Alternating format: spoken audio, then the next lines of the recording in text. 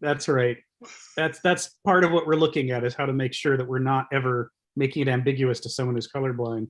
Well, I'm going to set all that aside because we're here on a mission. We're working our way through this book. Yeah. I just wanted to say that Joseph Burlock, he had to physically go into his office today, so he won't be joining in, and he says he wanted me to say hello to everyone. Thank you for passing that along. Hi, Joseph. Oh, Stephen, you got your hand up. Yeah. I was just going to make a little statement on the historical epochs, and yeah, please. We go back to the Greeks, and we have Aesop's fables, and I get the feeling with Aesop's fables they're a bit of a commentary on politics. Yes, because they had a lot of politics in, say, places in these Greek cities, particularly Athens, and today, fascinatingly, they're still making the same mistakes. Yes, isn't it weird? One fable says, ask the foxes what a nice dinner plate's going to be, and they'll say a big flat dinner plate with milk. And then you ask, that's the perfect reality. That's what we should be going for. Right. And the storks will say, well, it's a tall glass vase with fish in it. Obviously, the right solution. That's the grand truth for the totality of society. And then you have the other one about the boy, the man, and the donkey. And, they come and one crowd says, why are you leading this donkey along? You could set the boy on it. Then another crowd, look at that lazy boy. His poor dad's walking along. And then another crowd says, well, you can both get on the donkey. And then another crowd says, oh, the poor donkey, those terrible people, they're just sitting on it. And eventually they lose the donkey, and the old man following them says, oh, well, try to please everybody and you'll please no one. And this is where we're really coming to in politics today in the Western world. It's becoming savage. Another thing I want to bring up, of course, is when we talk about technological advancements and progress, as they conceive of it, that for a long time, the medievals look back to ancient Rome. They're all the grand ruins. They're all the things that the Romans created. And they thought, well, they're like the apocalypse, like our science fiction apocalypses where our civilization is destroyed. And we look back, but of course, the world recovered and grew up again. Now Kenneth Smith, of course, covers this a lot. And we've also got these epochs, these things Jasper's put together, like the axial age, and some have said that the Renaissance, which we're covering today, was another axial age, another grand turning point in history. Well, okay, I'll let you respond there. Yeah, well, the response, I imagine, takes most of the rest of the year. but generally speaking, I can tell you that Kenneth is very fond of Aesop's fables. The striving to find a concentrated story that can summarize so much human behavior, that can give you so much insight, and that although he wrote it for the people of his time 2,500 years ago, here we are today. And as you say, it's eerie how much he puts his finger right on the pulse of things about human behavior that we're still doing pretty much the way he describes them in there. If you were looking for a basis for questioning the modernist faith in the notion of progress, one of them is right there. I mean, shouldn't human nature have progressed beyond these ridiculous behaviors that he could so easily caricature? These ridiculous freaks. We find ourselves doing the same thing. So, whether or not it's possible to grow beyond them, we can certainly say we haven't. We've either grown beyond them and then somehow gone back to them, or they're still with us, and they have been the whole time. But whatever the cause, Aesop has managed to put his finger on something mysterious about us. Well, today the belief is we can create a world with imaginary technologies. Yes. progress is just something that's out there, which is platonic, which is floating in the ethers. Yes. Which, as we go along, will wind down into us, and it will give everybody everything they ever wanted, which of course was the theme of the movie Forbidden Planet with the Crow, where they created something that could... They came up with a solution, all right. Okay, you got these old science fiction script writers, and he can see the dilemma. But today, you look in the media, they're oblivious to these quandaries. Yeah.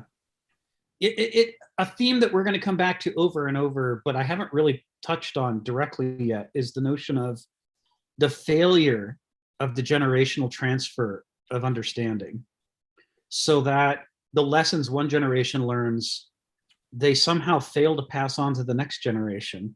And the children find themselves back at the starting gate again, having to relearn the exact same lessons that burned up so much time in the parents' generation. And it's like, if there was only some way for us to convey that wisdom so that their starting gate could be a little further along than ours, then things could change. But if we can't do that, then effectively the notion of progress becomes impossible, because we always end up resetting back to the same starting point. The infantile, immersive, naive, gnostic experience of life, that we've talked about. Well, disaster for the Roman Empire is there was progress to be had. But they flunked. They just lost the will to go any further. Yeah. I'm going to call on Donald and then Phil, but I'd like to underscore what you said. One of the things that late Roman commentators called out as, from their perspective, a turning point in the history of Rome is when Romans stopped educating their own children and started having their slaves do it, because they had contempt for education, but they had respect for military prowess. And so what they did was they put all their energies into teaching everybody how to fight, and they stopped teaching people how to be decent human beings. And that led to just endless cycles of corruption, which anybody could have foreseen if they'd thought about it. The focus on how to be a good person, how to be honest, how to fight for something worth fighting for is a fundamental set of values that if you don't pass them on, it doesn't matter how good a fighter you are, because now you'll fight for the wrong things and for the wrong reasons. And pretty soon Rome ends up fighting against itself, having internal civil wars and tearing itself to pieces. But that moment when, instead of seeing education the way Aristotle did as the key to everything, as the only hope for not repeating the mistakes of the past, to collapse from that all the way down to, who cares? It doesn't matter who educates our kids or what they learn. Get out of my hair. I'm busy doing adult things. That was, a lot of people thought that was the schism. Donald and then Phil. Go ahead, Donald. Well, I like Aesop as well as the next, but having had Kenneth hand my head to me on a platter, yes, I would, concerning Aesop, yes, that Aesop is like we have in Plato, Aristotle, Xenophon, Thucydides, Herodotus. We have a lot of insight into Greek eristic culture. What Aesop provides us, yes, is a view into Greek dueling culture. Yes. And somewhere Kenneth has an essay on Aesop. You are the keeper of the Smithsonian Library there, or whatever, the Smithian Library. I don't know where it is, but I remember reading it. I won't tell Stephen what it says, although I remember parts of it. Yes. But it is, Kenneth makes it that it is not an eristic view. No. Aesop does not provide a classical, it provides a classical Greek view, but not the classical Greek eristic view. That's right. It is, and it's pretty rare that we hear what what the Dooloi have to say. Yeah, that's right. Yes. You know. Yes. Oh yeah, and I did want to say I took your advice, and I did watch last week's to hear what you had to say, because you did a lot of talking. Sorry. No, it was great. I didn't have to do any, or I don't have to do any anyway. But it was so nice for 3 hours. I could just listen. But as you were talking about all this splintering of the religious stuff, I couldn't help but think of those two great splinter groups, the Judean People's Front and the Yes. People's Front of Judea. Yes. From Monty Python and the Life of Brian. Yeah, that couldn't sit together and watch the Yes. games. But anyway, somewhere, if you could find for Stephen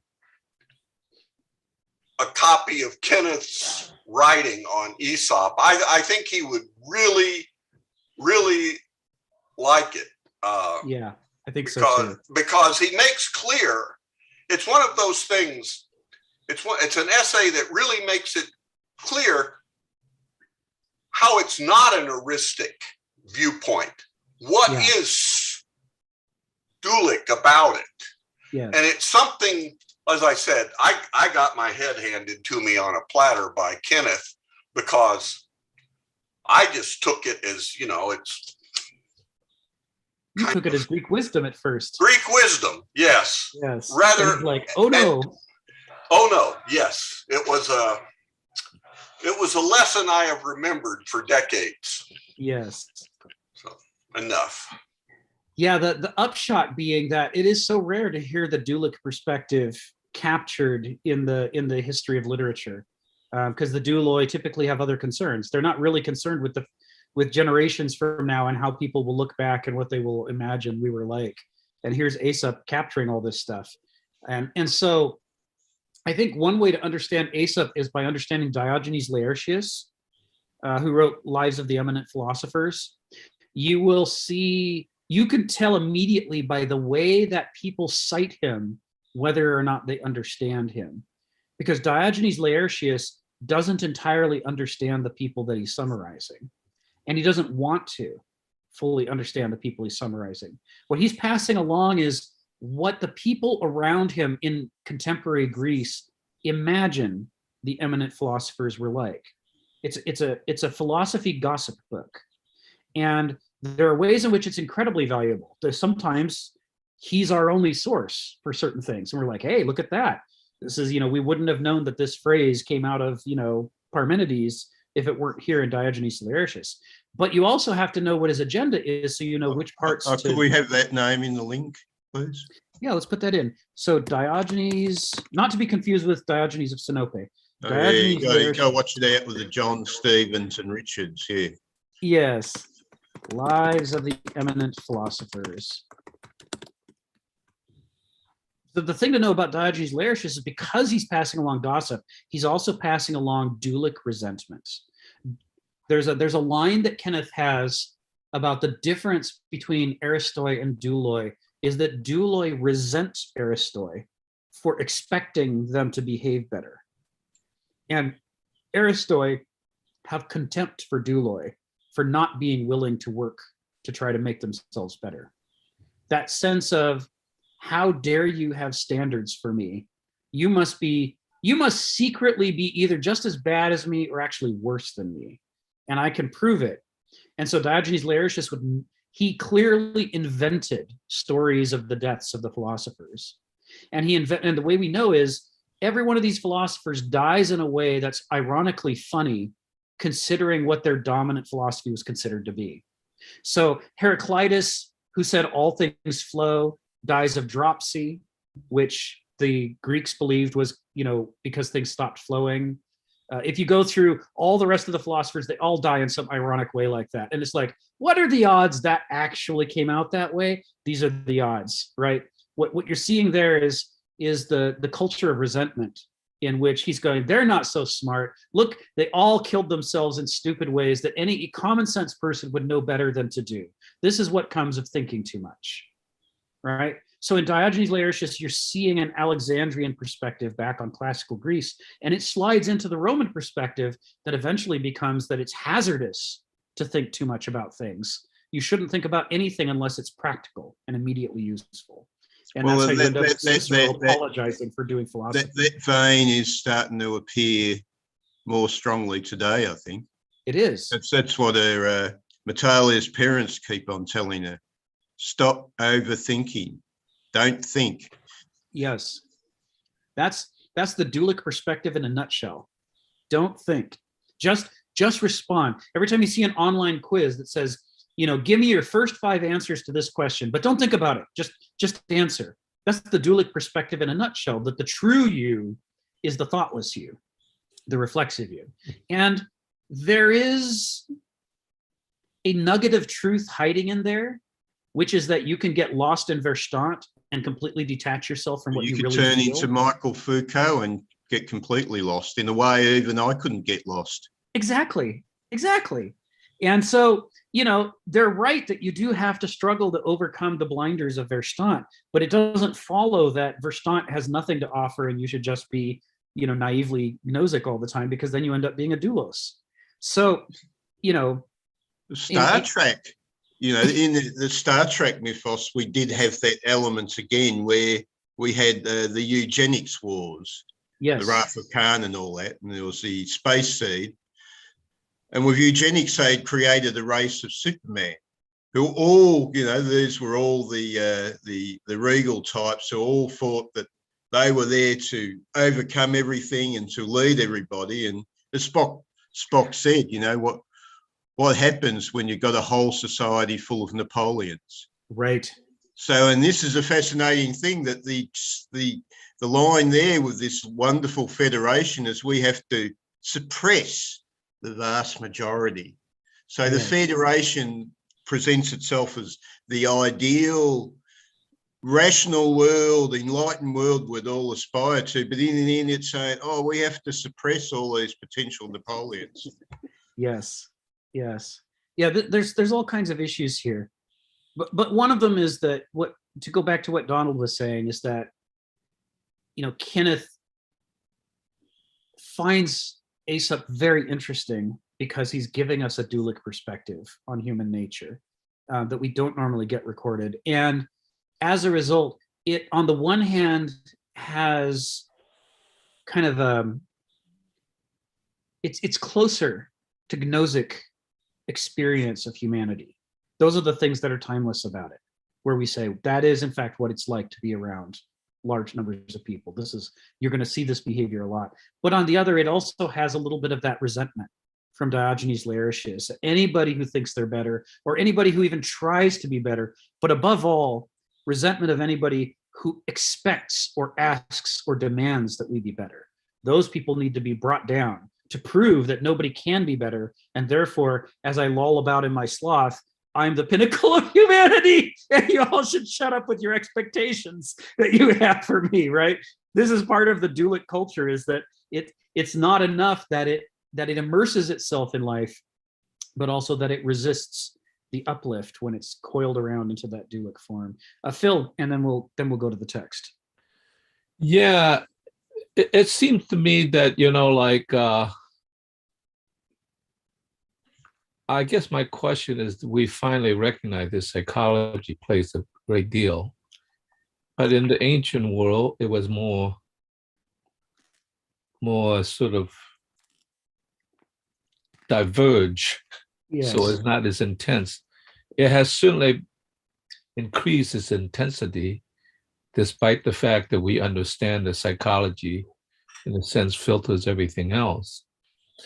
And I think I go back to the problem is that the first principle we have to understand is that there is a difference between human nature and nature in the world, number one, Right. and that they are not in synchrony, and how we could bring that into some sort of synchrony And how also does it match Augustine's ideal concept that you can live up to?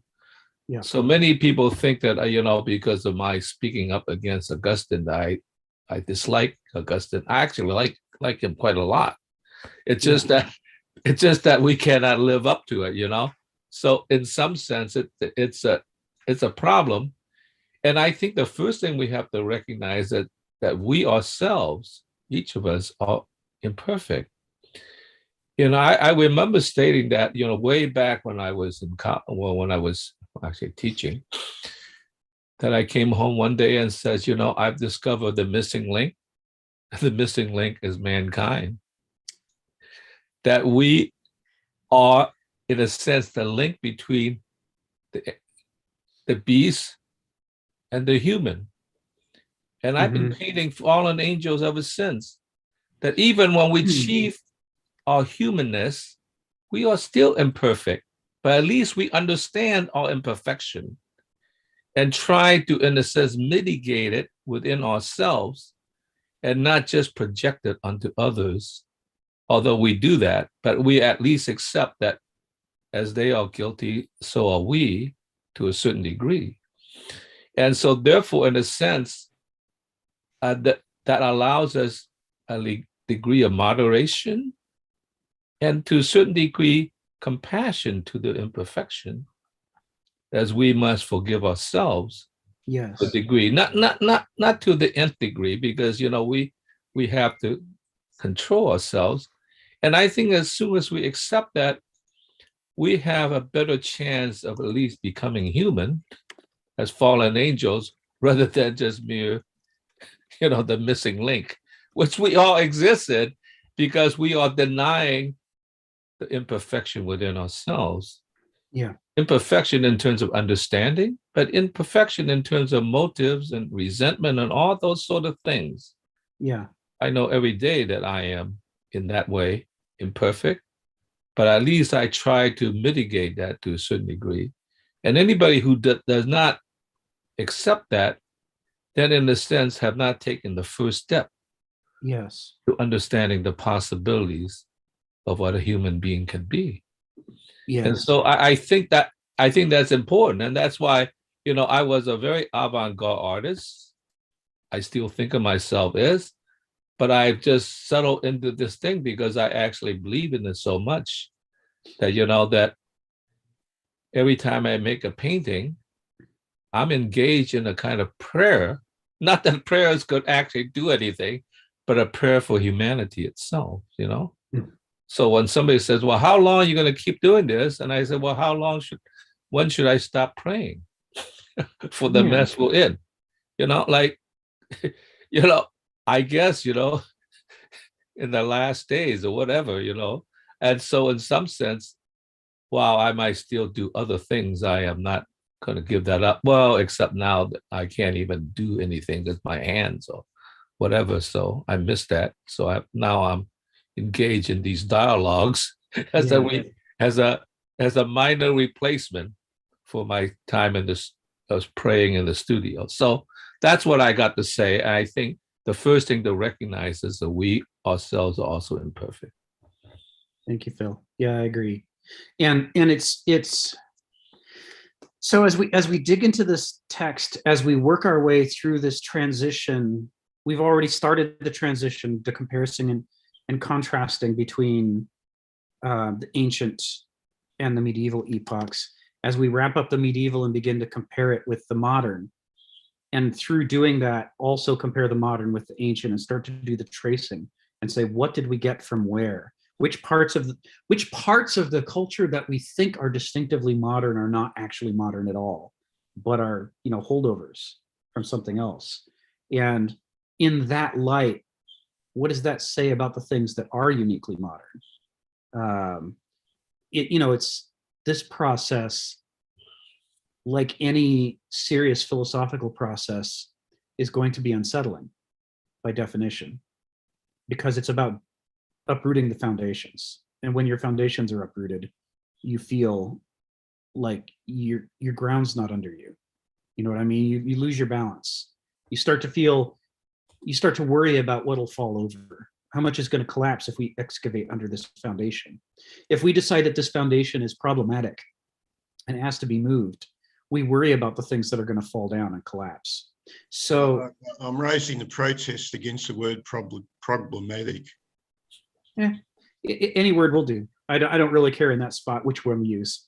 But the point is, when we talk about how Christianity changed from its origins through leading up to the medieval revolution, and how it changed over the course of the medieval epoch, and then how it changed through the modernist revolution and continues to change today, there's no way to talk about this unless we make Christians uncomfortable. And the reasons for that will become clear. But by the same token, there's no way to talk about this unless we also make atheists uncomfortable. Because the modernist assertion that there's no such thing as the sacred it's just a sniff away from the idea that there's also no such thing as the natural in any way that's meaningful or binding upon us. It's close to the modernist ideology that only man is the sum of all things, that we're the gods, we're the nature, and we will decide, and we're not bound by anything. This notion of infinite freedom for the will is the particular kind of madness that's distinctive of the modern epoch. And it's a bit Faustian. Say that again? Faustian. It's Faustian. Faust. Yeah. Yes. Yeah. Goethe's Faust goes right to the heart of this.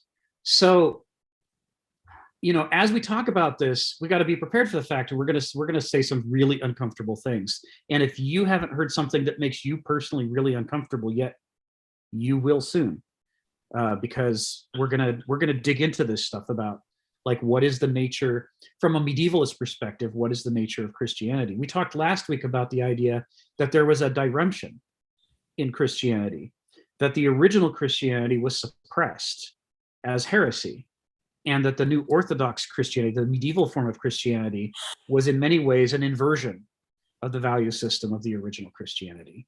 And as a result, you ended up with a class society in which people who organizationally were the heirs of the Roman Empire, clothed within the symbols of Christianity, ruled over large numbers of people who didn't see Christianity that way at all, but were not allowed to openly stray too far lest they end up at the stake, right? There was a whole hiding your true intentions, how to conform with the orthodoxy while actually not agreeing with it. There was a whole culture around how to fit in and not be punished, when the people punishing you thought that they were speaking for God, or at least they wanted you to think they were speaking for God, even if they were speaking for their own purposes. This split between the douloi and the banausoi is one of the things that Kenneth Smith talks about as being one of the developments of the medieval epoch. He says they always were different potentialities within human character. They always were. But under the ancient regime, with Aristoi in charge, whatever all the other flaws of the ancient regime were, and there were plenty of them, the Aristoi sort of kept the banausoi and the douloi in check, right? And when they didn't, it was remarked upon and discussed as, oh, look at these aberrations. One of the blind spots of the ancient epoch is that even though they could see the limitations of the merchant class, and they critiqued banausaic behavior, kind of the noetic, intellectualizing, mathematizing, calculating behavior, they didn't understand that was separate from doulic behavior. And they also didn't fully understand that it was separate from heuristic behavior. They would be impressed by something clever and systematic and mechanical and go, well, that's really interesting. And so things that were banausic, things that were too noetic, occupied this sort of quantum superposition, which they kept hopping back and forth between thinking that this piece of banausic behavior was actually doulic, but this piece of banausic behavior was actually heuristic. And so as a result, because they kept sorting that third set of behaviors into one of the other two piles, it meant they didn't understand those two piles clearly either.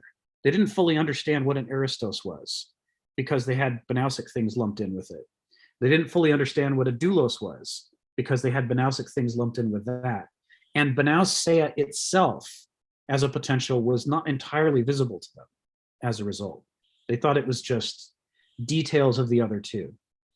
So one of the terrible gifts, Aeschylus says, drop by drop, wisdom is distilled from pain, right? One of the terrible gifts of the medieval epoch is that the perfection of the corruption of the upper classes of the orthodoxy gave us the opportunity to bring Banausea fully into focus in a way it never had been before. Because now here were people who were calculating and planning and systematizing and claiming to do it for the highest possible authority, while at the same time actually just doing it to line their own pockets. The level of corruption at the end of the medieval epoch was so intense that it was unmistakable. And the excuses all fell flat. And all kinds of people who could not have understood what a Banausos was at any other point in history could finally look square into the face and go, wow, so there's really no there. You really have no values at all. You're just calculating how to work the system and how to make the system go. That's that's amazing, right? And what's shocking is that the response to that, instead of overthrowing that and saying, well, we don't want that ultra corrupt form to be ruling us anymore. We want to take this folk religion about love and tolerance and helping each other, and we want to lift it up.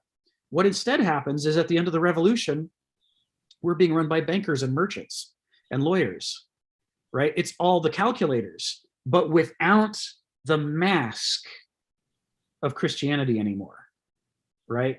The people who could come out of hiding and say, okay, that's fine, I don't actually speak for God, I just speak for numbers now and systems and rules. They were seen as a different class from the people who were doing the exact same thing just a year before, but pretending that they were doing it in God's name. There was this unmasking of Banausea that we failed to appreciate through the modernist revolution. And so we ended up putting exactly the people who led to the greatest corruption in charge in the modern era as the beginning place, while thinking that we were liberating ourselves. There's a horrible irony that kicks off at the beginning of this period. And we'll dig more into it. But before we do, I want to take Phil's comment, and then I want to take us way back. I have, a few more thousand years of history. I think I could sum up for us pretty quickly. That's pretty interesting. So Phil, go ahead. Yeah, this is just a question, not so much a comment. I wonder whether sharp focus between the categories are a virtue. And I don't mean jamming together so they form a Venn diagram. Right. I just mean more of a fuzzy border between the categories so that they could migrate into each other, and to what degree that borderline should be medium focus, sharp focus, or way out of focus. That's just a question, because it seems to me you are also setting up the sharp focus categories that could create problems between the various chunks of thinking.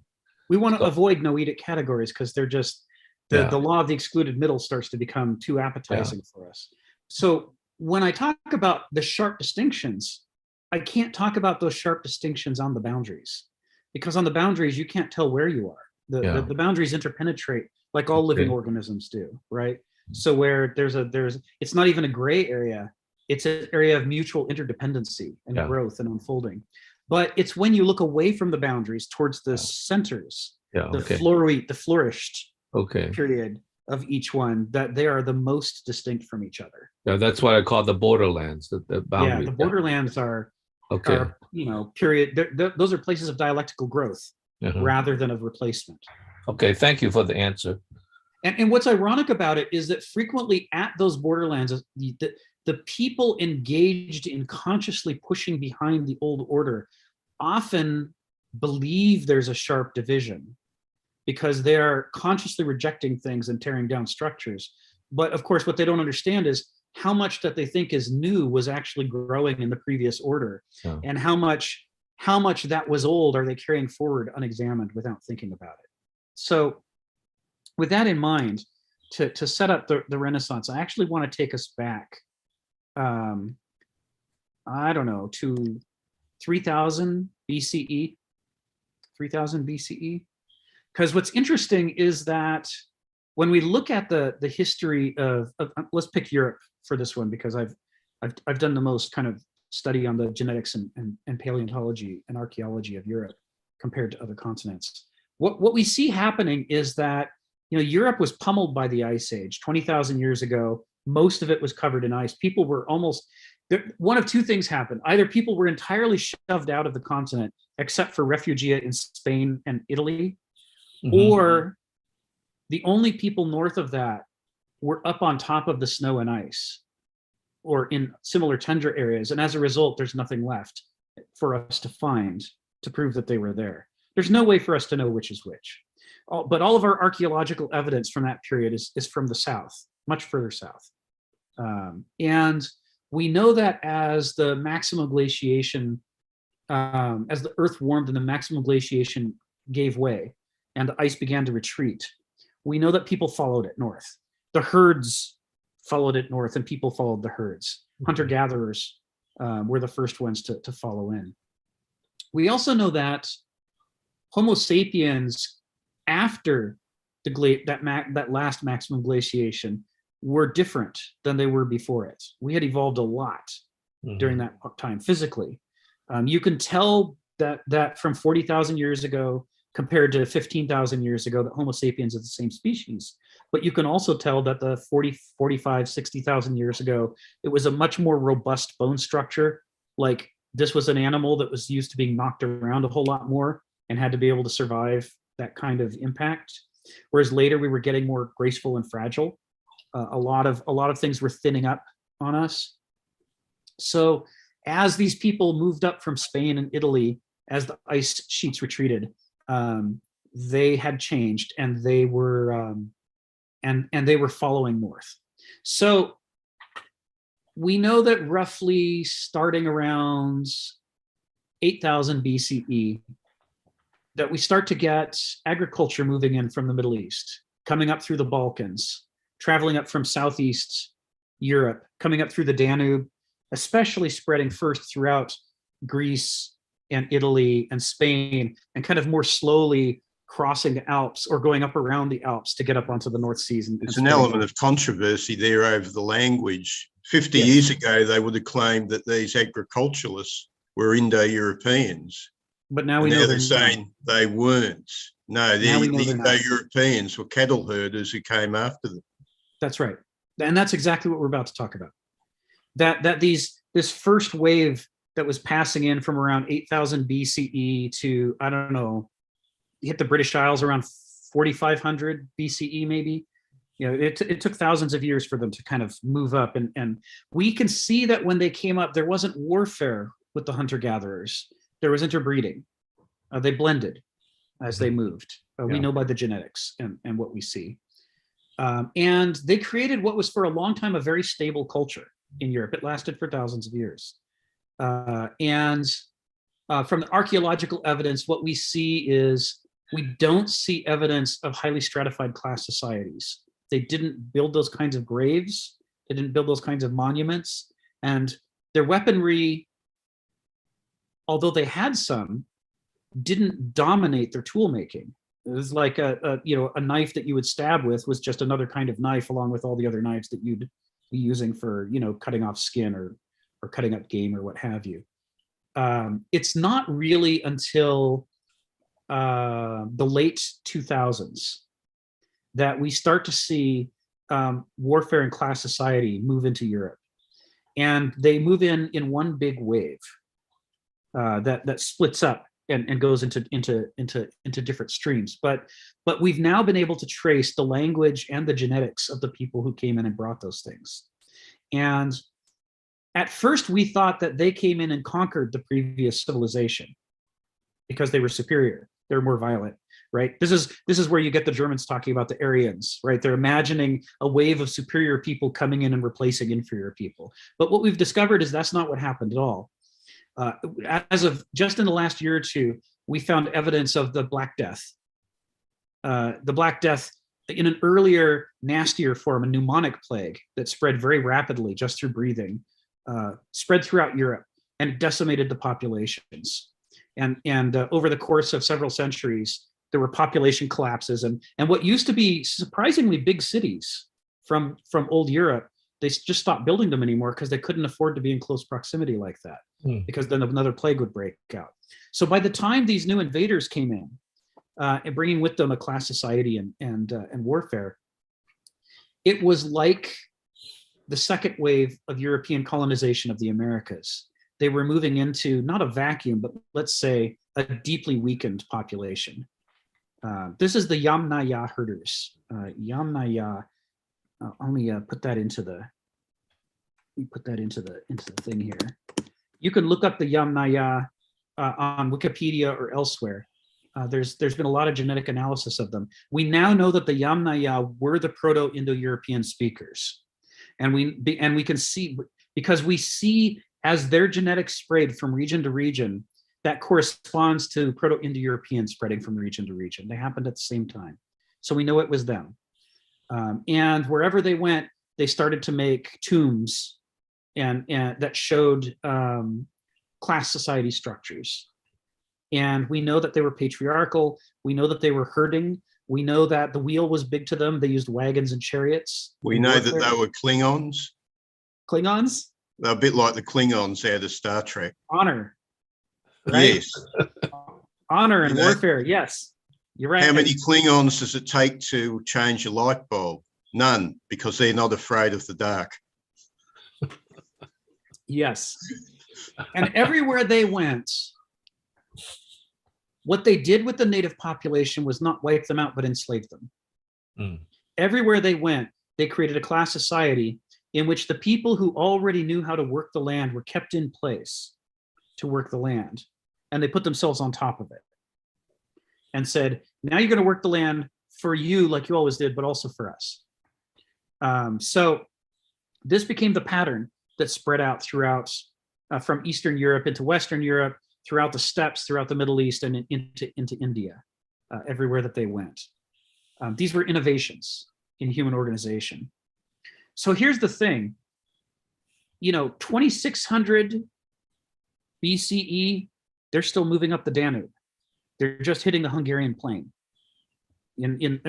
surrounded by the mountains. They don't actually hit the British Isles until like 2000, 2100, somewhere around there. Now, I want you to think about how much history we know of ancient Rome and ancient Greece. That's surprisingly recent.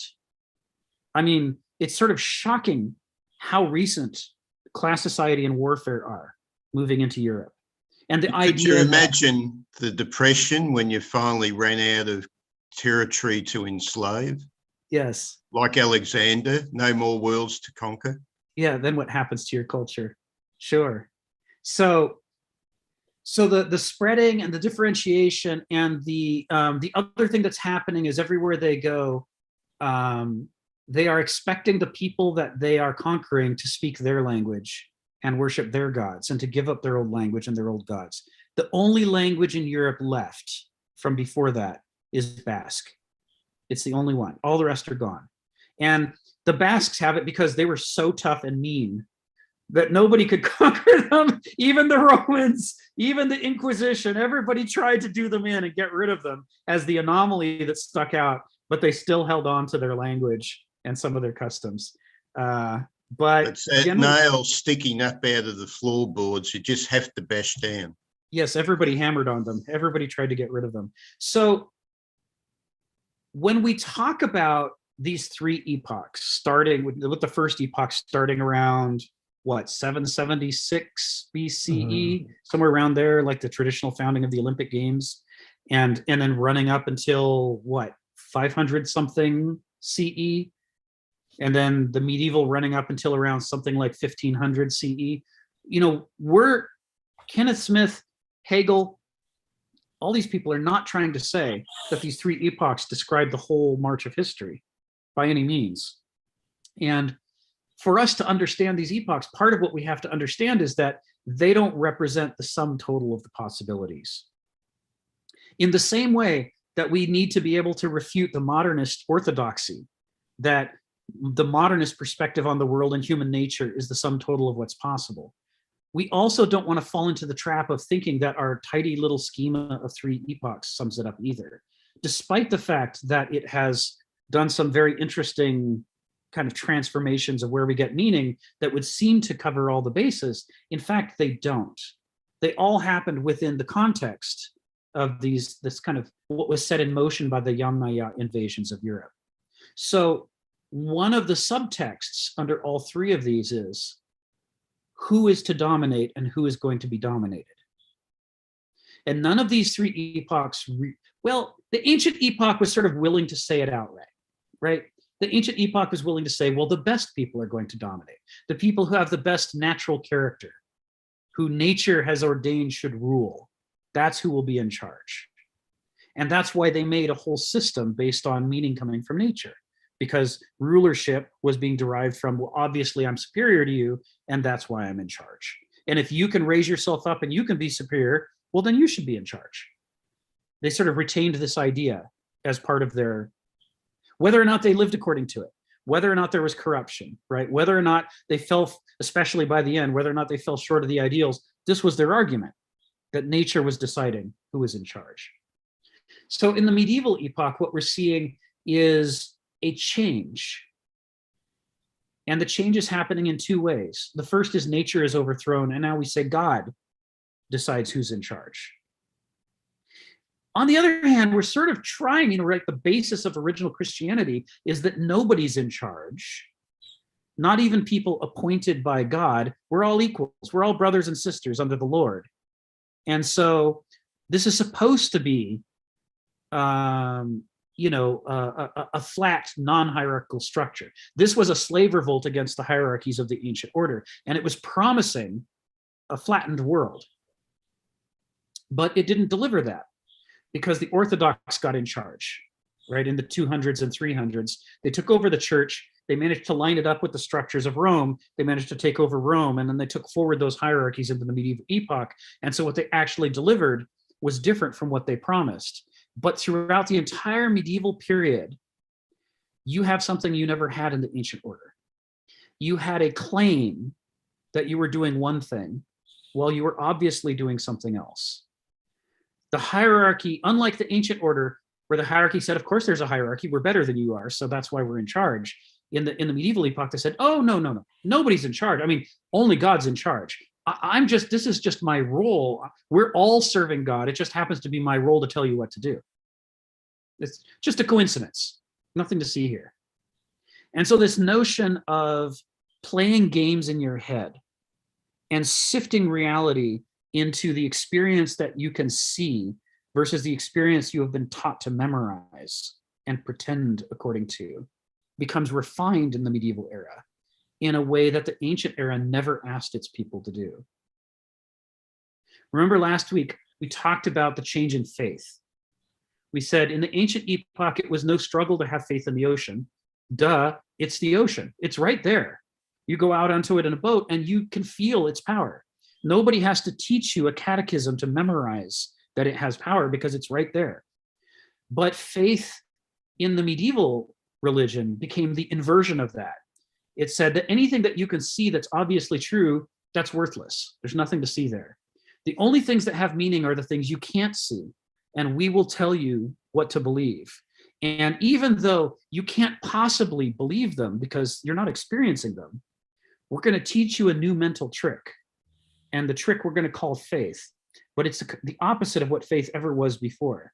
And what faith is now is don't believe your experience. Hang on to the ideas that we've taught you and know in your heart at a noetic level that they are more true than anything that you experience in life. That split between the existential experience of the sacred and the noetic ideas of the sacred corresponds exactly to the Noetic ideas of the promise of a flat society of brothers and sisters under Christ, when in fact what's being delivered is a hierarchy in which we tell you what to do and treat you as a lower class. That same split, don't believe your eyes, believe what we've taught you, is happening at both levels. And so you can see it's a core pattern to the medieval epoch. And it's very different from what came before. It's a level of cognitive sophistication about your place in the world that was never demanded of slaves in the ancient world. But now it's demanded of everybody in the medieval world. Phil, go ahead. You got your hand up. Yeah, I got two comments, one very brief. In fact, the modern era did deliver the promise in a funny way, but in a cynical way. And this was taught to me when I was in graduate school, when a teacher says, you know, don't expect anybody to do their job. Yes. When you have an exhibition, you have to be ready to go there and paint the gallery, hang your show, because nobody will do it. You got to do it your goddamn self. So it is flat in a sense, but in a very cynical way. Yes. So it has to deliver in a funny way. Yes, yes. The other comment I want to make is that your story about civilization is very interesting, and I sort of like it. We've always thought about civilization as the promise of possibilities, right? The cradle of civilization, you know, the Middle East, China, or the Indus Valley. They are the thing that make all this possible. But in fact, civilization, I wouldn't say is necessarily evil, but it has hardened the downside of mankind into power, the control, as much as to deliver the goods, so to speak. Yeah. At the same time, it does both. That's right. And in the early epoch, there was more of like, at the very minimum, let things be as they are, you know, just leave them alone, or else there was an integration or some kind of relationship between them that didn't break out into this sort of expression of power. And the civilization, in some sense, has the upside of delivering for those who are in the right place and not delivering for those who are in the wrong place, whether that's both outside or inside. So in some sense, I think that it has magnified the, like I said, the fallenness of humanity to the degree that has sort of enlarged it into a power structure. So we have to understand that in some way, it's not just that I as an individual know that I'm not perfect, but in some sense, civilization have magnified to the point that I actually can't even handle it, except like as in a cynical way, go paint a damn gallery yourself, right? In some sense. So I think that's very important for people to understand that, yes, human beings are not perfect, and there's part of us, and at least some of us who are evil and like to bring it out, but civilization has hardened that into a system and a structure that makes it almost impossible to deconstruct. So we have always sort of saw like, you know, the fall of the Roman Empire, the collapse of civilization. Now we're in the Dark Ages. This is terrible. But in some sense, it maybe is not so terrible in a different way, because it opens up maybe at least the possibilities that might, you know, be more amenable to humanity. And so the same thing, of course, happened in the Americas, although the problem I have is that how do you explain then is not just the Middle East, but civilization itself, because China has developed this in a separate way in which they had conquered neighboring tribes and, you know, and consolidated, even though they didn't expand in the empire outside of China, they were perfectly content. You know, the Incas, they were, I mean, it wasn't like some ancient Romans came and whispered in their ears and they said, Right. oh, we got it. You know, Right. like Right. they had developed this. So there is something within human nature itself that tends to migrate in that direction when it's consolidated in Yeah. some sense. Yeah. I don't know whether that's a need for protection or whatever it is. And out of that power emerges. I do not know. But nonetheless, you can't say that it started somewhere, those damn Romans or those Egyptians or whatever, and Right. not look the mess we're in. It's not like, that simple. yeah, I know. It's more complicated. So, Right. yeah, I am so sorry in some sense for that thing that happens, because I've always thought of civilization in some sense. He's so civilized, you know, Yeah. it's like the Yeah. good thing, right? Yeah. But in fact, it is not quite so neat. Yeah, it's part of what we're going to be exploring over the course of this is, you know, we may be starting with the European perspective on the medieval epoch, but like we said last week, we're going to explore China and Korea and Japan. We're going to explore Mesoamerica. We're going to explore the Incas. We're going to look at Africa. And part of the reason we want to do that is look at these transitions and how are they different in different places and how are they the same? And try to use that to trace back to an understanding that goes beyond the Romans, that goes beyond the rise of the Yamnaya people in the Caucasus, you know, to be able to explain why does this keep happening and why did it happen all over the world, separated by a few thousand years here and there, but it happened almost all over the world. And why was it so successful, right? If we look at the downsides of a class society and a warfare-based society, we got to ask ourselves, why wasn't it like, maybe sure it made progress through part of the colonization of Europe, but why didn't it hit some indigenous culture of Europe and then just stop because it couldn't go any further? Why was it able to just sweep over the whole thing? What is it about this mode of life that's in the current cycle of epochs that allowed it to succeed? And of course, our instinct is to give it an answer that satisfies our current ideology, right? Because as moderns, the world makes sense to us a certain way, and so we'll want to give a modern answer. But of course, that can't possibly be the truth, because the modern answer is from inside of the cycle, taking for granted too many of the same things that the Yamnaya took for granted. So we're not actually seeing the whole picture as long as we're doing that. It's going to be interesting to dig into. So that was one of the things I wanted to talk about is that at the exact same time that the early Christians, before the rise of Orthodoxy, believed that they were going to be able to roll out a brotherhood of man, that's not what was actually going to happen. And they couldn't see that. They didn't realize that was not going to happen. They weren't capable of seeing. They didn't fully understand the ancient epoch. They were a splinter group, right? Arising out of hick, rural, backwoods Palestine, right? They were not jet setters, you know, up to speed with the latest Roman concepts of man and philosophy and God. They couldn't envision what was going to happen when their belief system met these hierarchies, right?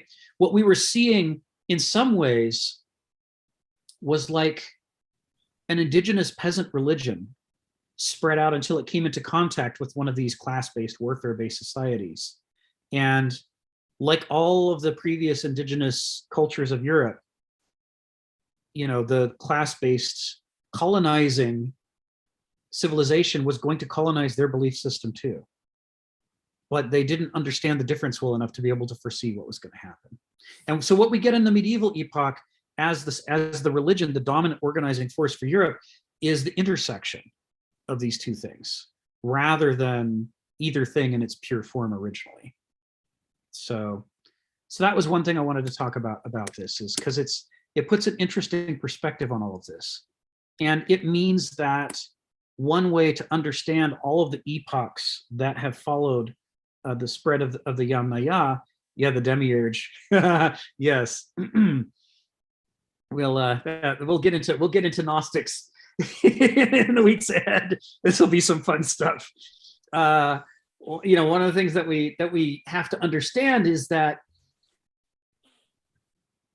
over and over, our reaction to the corruption of hierarchies is to say, well, let's overthrow the hierarchy and create a brotherhood of man. They said it in the ancient epoch, but they produced the medieval epoch. They said it at the end of the medieval epoch, but they produced the modern epoch. None of them actually produced what it was that they set out to produce, right? I mean, Stalinist Russia was a class society. Despite it couldn't have been clearer about the fact that of all the things it wanted to abolish class society, but it didn't.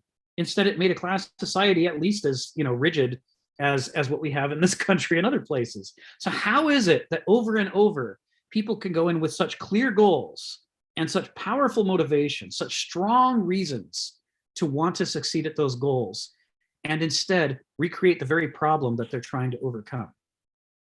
How does the brotherhood of man turn into the Holy Roman Empire instead of the new classless society under God, which it promised it would do? There's a fascinating dynamic there. And by studying the medieval epoch, because we understand its beginnings better than we understand the beginnings of the ancient epoch, because they're fully documented, whereas the beginnings of the ancient epoch are not. They arise out of darkness. And because the endings of the medieval epoch are well documented, unlike the endings of our epoch, which haven't come yet. It's the only one of the three where we can see the whole story from beginning to end. We see the ways in which the story begins before the beginning. We see the ways in which the story ends after the ending, continues on in ways into the modern epoch. And that's going to teach us something, both about what the ancient epoch must have been like, how it must have got started that we don't know yet. And it's going to teach us things about how our own epoch is going to end. And it's going to teach us things about when we express frustration at the things that are wrong in the modern epoch that we can't seem to fix. It's going to teach us how, if we come at it with passionate but simple-minded answers, we will be walking in the footsteps of countless previous reformers who did exactly the same thing and ended up creating a mess. We need to come at this in a new way if we don't want to create the same kinds of ends. Because the more clearly you can see the Moists, the more clearly you can see the early Christians, the more clearly you can see the levelers in the Middle Ages and all that, the easier it is to understand the difficulties we face now. So I wanted to talk about that. So part of what it means is that if you're part of this cycle of epochs, then you are part of an ongoing scheme in which there is always a dominator and there is always a dominated. There will always be a group that wants to parasitize off the larger group. And they will give a different reason in each epoch for why they should be the ones to do it. Because they're naturally better, because God said so by divine right, or because the people have spoken. It's not my fault I'm the richest man on earth. The people have spoken and they chose my products and services. And so, that's just the way it is. The numbers add up and there's no other reason. It's not my fault. And y'all should just deal with, look, it's numbers, it's objective, right? It's just the way it is. Is that the way Jeff Bezos thinks these days? Yeah.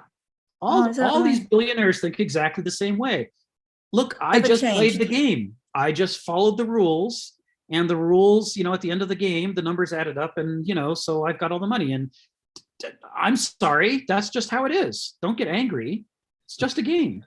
I'm just following the rules.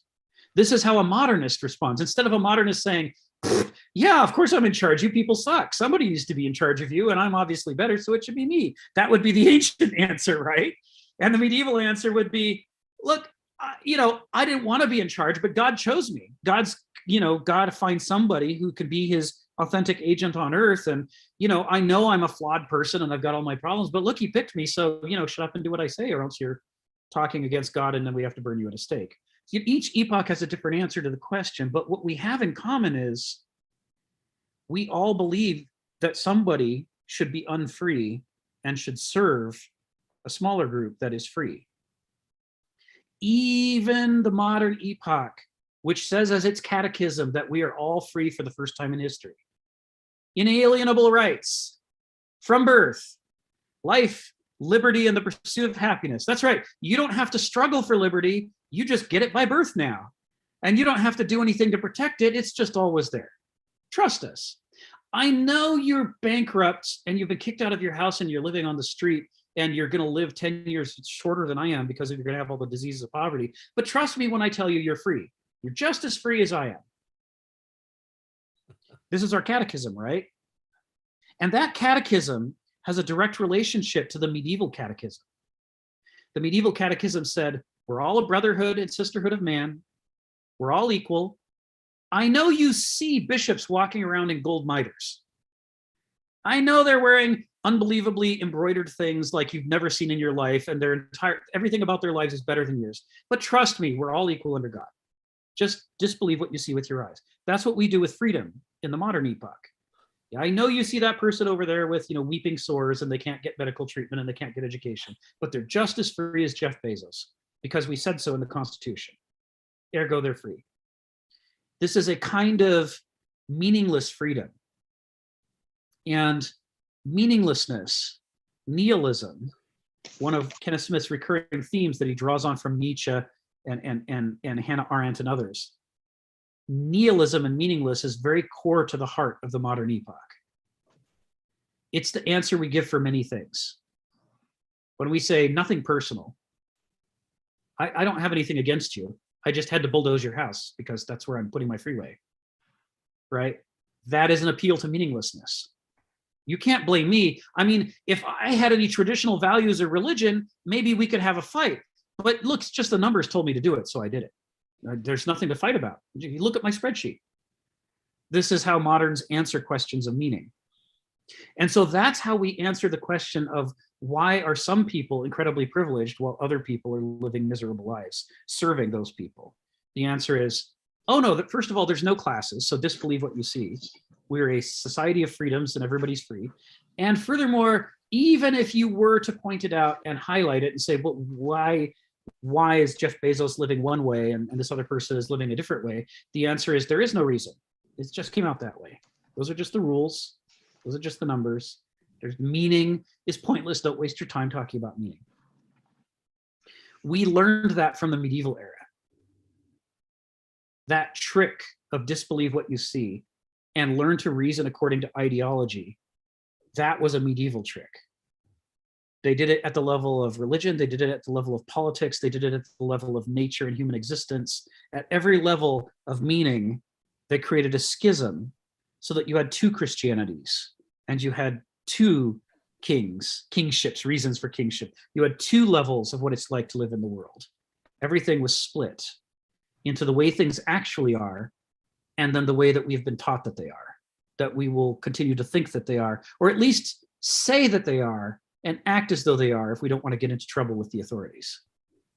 That's one of the things that didn't get overthrown at the modernist revolution. We took that forward and perfected it.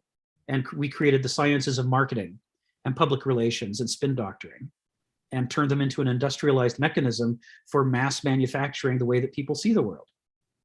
We got really good at it, but that's when we started. In the ancient epoch, they knew that peasants saw things differently. They knew that when Aesop spoke and he told you how he sees human nature by comparing us to a fox or a stork or what have you, we knew that's just how, I mean, if we were ancients, we'd say, well, there's nothing you can do to change the peasant perspective. That's how peasants see the world. And we'll just take that as a given.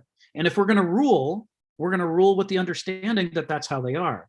But starting in a medieval epoch, we stopped being satisfied with accepting the world the way that it was. And we started insisting that we be allowed to change things, even things that had never been considered changeable before. And that notion that we could reach into anything and change anything to fit an ideology, we learned it in the medieval epoch and we've perfected it in the modern era. It's what we're best at. All right, so I'm going to call on hands and then we'll go back to the text. So first Phil and then hi Sharon. Actually, I'm going to call Sharon first because she hasn't spoken yet. Because you know what? I've been musing on this point the whole weekend, and then just as I joined, that's what you're talking about. And what? What a coincidence! Coincidence? Or I think that's causal. Because I wanted to make the point that with the introduction of spirit in the medieval time, and all Yes. religions, they posited the idea of fundamental spiritual equality.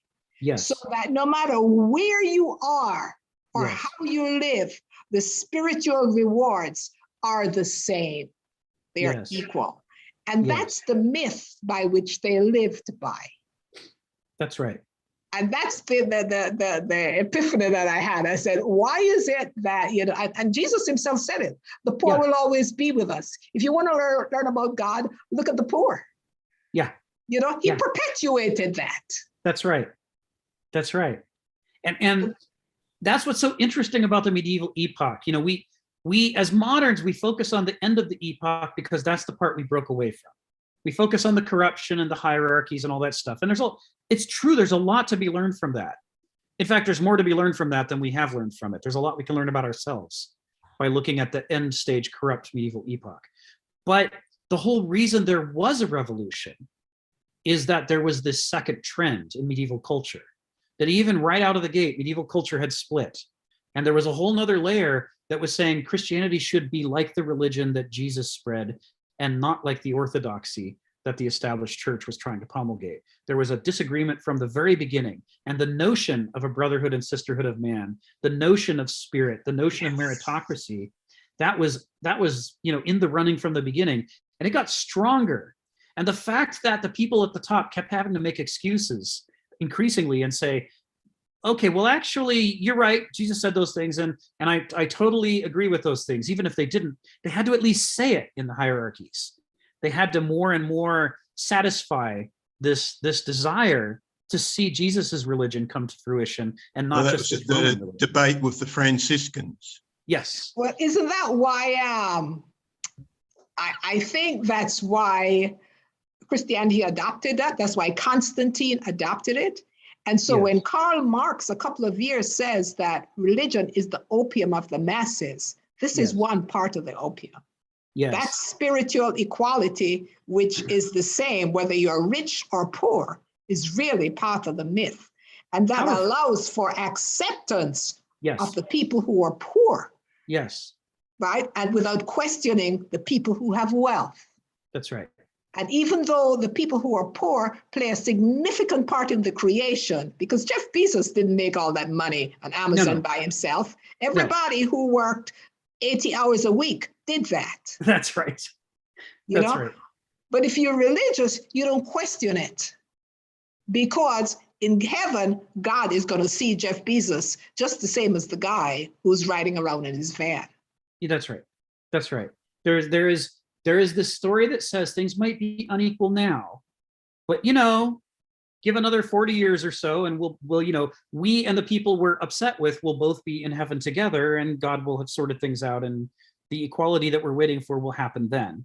Well, the spirits will be the gifts of the spirit will be allocated, justly. Once And we it's get not there. just Christianity. Islam did that also. All the medieval religions do it. Yes. Yes. Yes. That's my contribution. It's a great contribution. So You you wait see, till I do it again. what happens is then the people, instead of being frustrated by 500 years of oppression, they start thinking, well, 40 years from now, personally, I'm only going to make it another 40 years. 40 years from now, my situation will be all right. It'll be great. Right? So Yes. all I have to do is wait this. I just have to wait this out 40 years. This is how that structure works, how the relationship between the promises and the failure to deliver, how they remain acceptable for 1,000 years.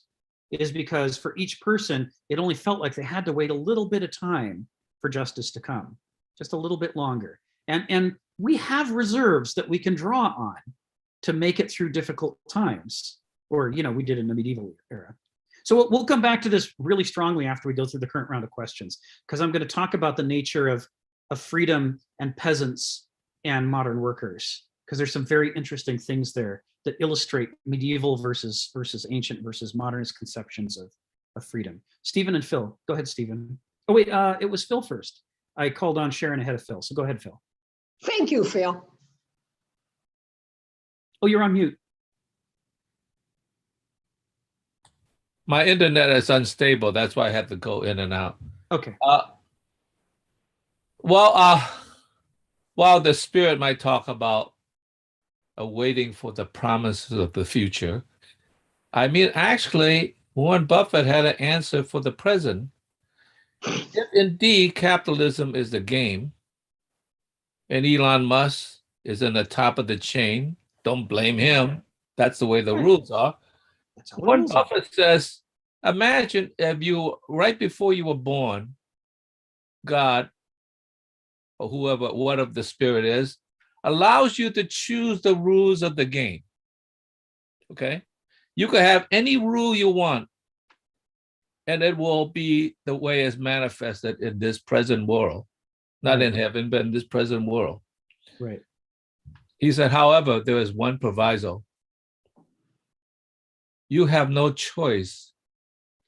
You're going to pick a slip out of the 8 billion people, and you have no choice which slip you're going to pick. Now you have to restructure that rule in order that, well, you could pick Elon Musk, that could be it, or you could pick the poorest guy in Bangladesh, Right. and that would be you. Right. How will you construct that rule of the game Right. so that you would actually at least have a minimax relationship, a maximum potential, but not ignoring the minimum possibilities, right? And so if the game is rigged the way it is, you know, and it's like nobody choose to pick Yes. because that's how our rules are. But in fact, a flat world is about rules, how you establish the rule. Then in a sense, it's simply a matter of, oh, how lucky I was born in the United States. Right. How Right. lucky was I born as a white person in a privileged class? How lucky, right? You know, in some sense. So therefore, in a sense, the fairness depends on how the rules are structured to begin with. You Right. just can't say, well, you know, like that's the rules of the game. I found it that way. Of course, I'm going to take advantage of it, and that's the way it is. Don't blame me. Blame the rules. Well, Yes. the rules of the game. Okay, Yes. if that's the case. So Warren Buffett actually have at least a degree of decency in terms of, let's say, understanding that we have no choice as to when and who we're born as, That's you right. know, and the conditions in which the rules are already set. So I'll just say, I'll let Warren Buffett, a very great investor, but with at least a degree of conscience, speak for me at this moment. Thank you, Phil. Can I just interject one thought I had? Phil, Please. that's like getting married.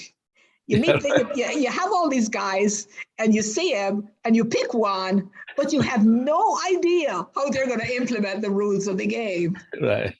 That's the way I see it. Yeah. I just thought of that. It was kind of funny while you were talking. Thank you, Sherry. Thank you. Stephen and then Donald. Go ahead, Stephen. I was going to bring up the issue of the humble sperm again, which Monty please. Python brought up. That, yeah, well, the picture we're given of life, whether it's by religion or advertising or everything, is you're going to go through a series of stages and ultimately you make it. But the reality is not like that. We all have this image of progress in our heads and personal progress. But after all, in the a typical ejaculation, what do they say? There's a billion sperms or something like that. And how many ejaculations? So every sperm wants to meet an egg. But the sperm that does meet its egg is, you know, one in the trillions, maybe. And so we can look at that element of life, you know. If there is a God, it's a demiurge. That nature fires a huge amount of bullets to hit the target. And it's denigrating because I think of myself, well, am I just another spent cartridge? This is one of my big quandaries on the nature of being an entity, a human, whatever. That I had a dream of hitting the bullseye, and some score some high points, but the vast majority missed the target. Right. Right. Thank you, Stephen. Donald, go ahead. Well, as life was explained to me, it's all a meritocracy. And the true heuristic people choose better parents. Okay. There it is. Words of the wise men, Donald. Boy, humor is important here, isn't it? You know, guys, this is a sidebar. If you permit me, I've just sat through a long mediation, started at 9 o'clock this morning. Yeah. So I'm kind of punchy, so forgive me. That's fine. So there's another thing I want to talk about as part of tracing through. When Kenneth talks about what distinctively identifies the ancient epoch, to us, some of the core characteristics of the ancient epoch seem to be the naturalism, the focus on natural principles, rather than the medieval or modernist recipes for deriving meaning. And we think of, because we only know the middle and ending of the medieval story, we think it's a characteristic of the ancient epoch. Now, we have the advantage with the modern and medieval epochs that we can compare them to the preceding epoch and see what have they left behind, what did they intend to bring forward, what did they intend to invent for new, and what did they accidentally bring forward. And of the things they accidentally brought forward, how much of that did they decide afterwards was distinctive of their own epoch, even though they shared it with the previous one and were not its inventors, even though they just inherited it. There is this phenomenon by which, as the bud, the blossom, and the fruit, each new stage carries along an enormous amount of stuff, but its awareness of itself as different from what came before is so great that it doesn't always understand which parts of itself are truly core to its identity and which parts it shares with what came before.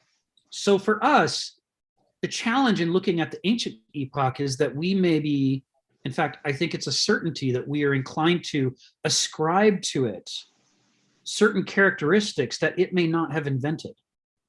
It may have brought those forward from previous epochs.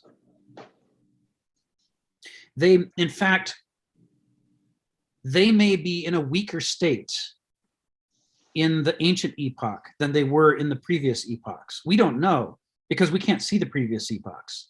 So we can't see what the effect of what we might call ancientism has been upon the cultures that developed it. You know what I mean? This is what I'm trying to talk about. So you see this at the beginning of the modernist epoch, when the reasons for life and liberty and the pursuit of happiness is that we are endowed with them by our creator. Because in early modernism is a medieval modernism. It's still carrying forward a lot of the medieval religion with it. A lot of the transformations that Christianity and Islam and other religions are going to go through, they haven't yet gone through at that stage of modernism. And so the explanations that we give for things have shards of the old order still carried forward that are soon going to be abandoned, but haven't been yet. And later, after we've abandoned those shards, we might still like the sound of it, the ring of it, right? It might sound better to us aesthetically than to just bald-faced say, because we said so, right? We still want the trappings of the older order to give us a sense of dignity and seriousness, even if we've by now abandoned that old ethical system and it's no longer part of us. So there is this way in which successive stages of tradition are gradually shed by an epoch. That were left over from the previous epoch, they're gradually shed in waves as the epoch develops, as it purifies itself, as it grows more confident about what its core is and what it's trying to become. It leaves other things behind. And that can make it incredibly difficult to characterize these periods. What is going to turn out to be core to who they are, and what's going to turn out to be something that was really core to the previous epoch, and that this one's going to outgrow, even though it hasn't done it yet. So, and part of why that's a challenge is the recipe, the cultural recipe for politics and economics and everything else that convinces people that their new revolution is going to work and that this new way of life can totally work. Part of it's based on their new ideas. Part of it's based on old ideas they definitely decided we have to keep that or else this won't work.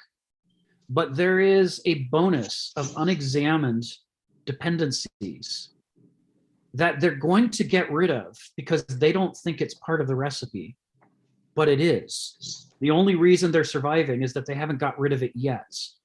And that as they purify and develop themselves, not knowing that that's important, or even holding it in contempt, just having not got rid of it yet, they're only surviving because they haven't finished purifying themselves. And when they finish purifying themselves and throw away that part that they despise, they will discover their recipe doesn't work, and they'll go into crisis, and they'll enter the late stages of the epoch that eventually lead to its overthrow, because they got rid of one thing too many.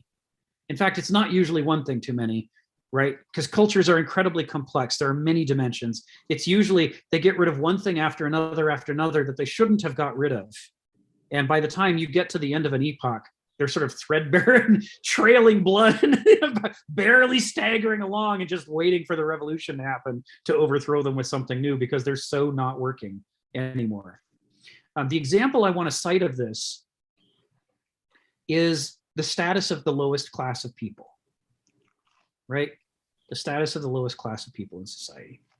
So under the ancient epoch, what they inherited from the time before them, which we don't have a name for and we don't fully have in focus, is this notion from the Yamnaya of having a slave society in which there is a population that was initially made up of the indigenous people of your area, and then it also will include war captives, and then maybe it will also include, you know, some slaves that were bought and sold. There'll be a growing mixed population of people who are the ones who do all the productive labor.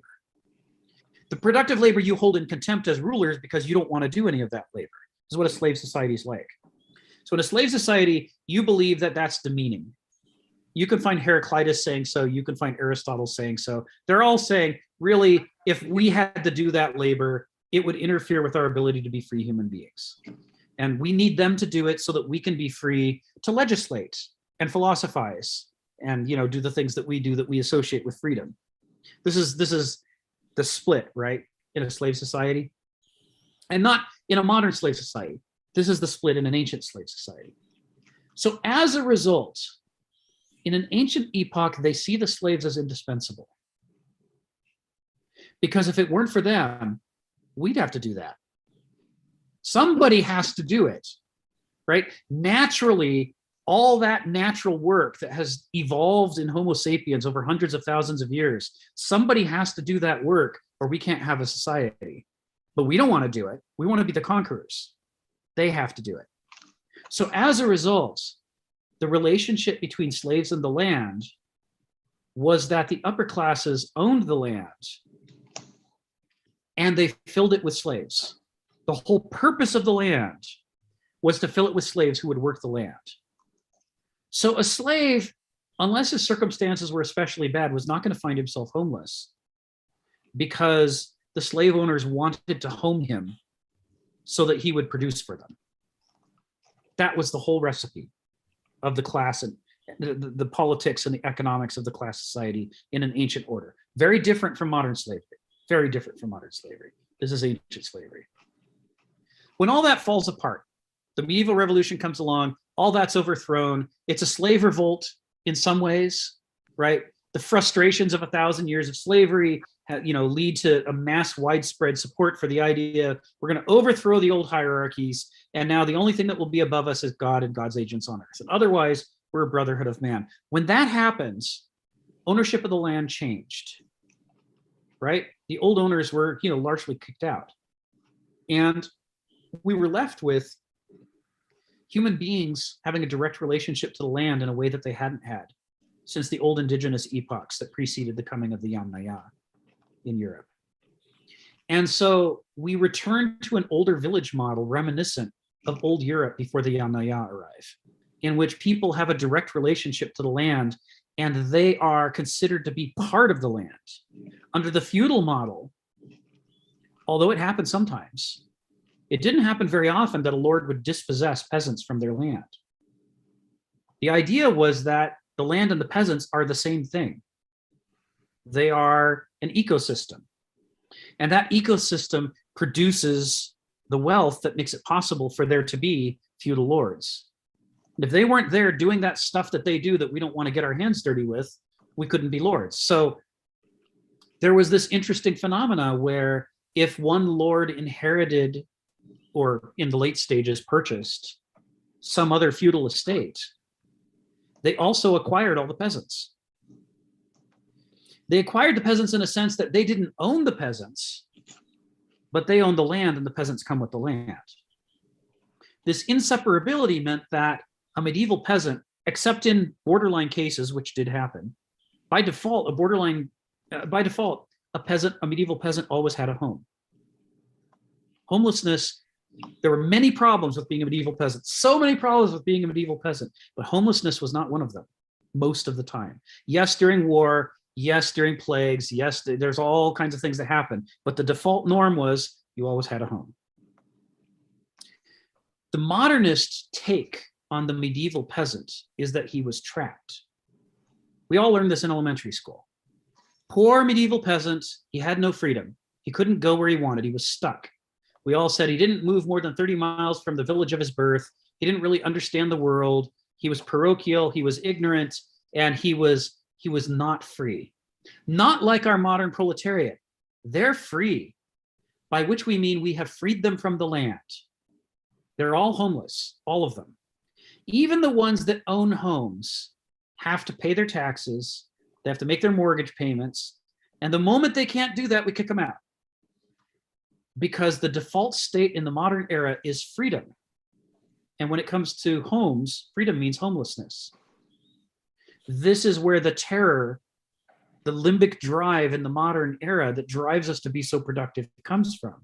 We have no home.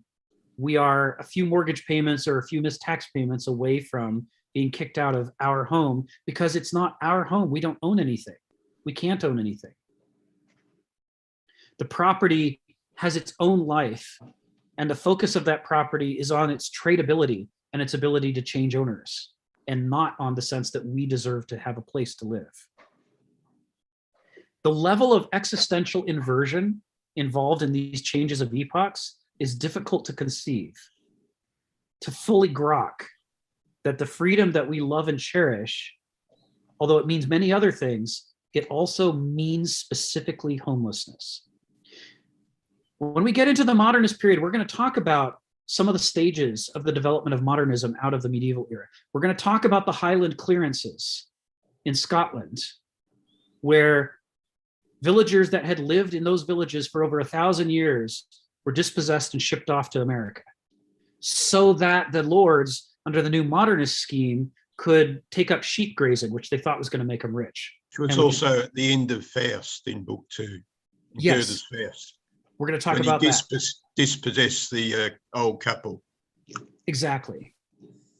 Detaching people from a sense of having a home, detaching people from the land is core to the modernist revolution. And it comes up over and over in the different stages of the development of modernism. It happened in the US. There was a stage in the 19th century during industrialization where owners could not get anybody to work in their factories. And so they passed a whole set of laws to dispossess people and put them into desperate enough straits that they would work for a living. There was a mass migration from the countryside into the cities of dispossessed people. And that dispossession didn't just happen, it was manufactured in order to produce anxious, rootless people who had to work in order to be able to pay rent. It was done on purpose as a deliberate strategy. But when we go to school and we learn our history classes about the history of America, nobody teaches us this because it's not very flattering.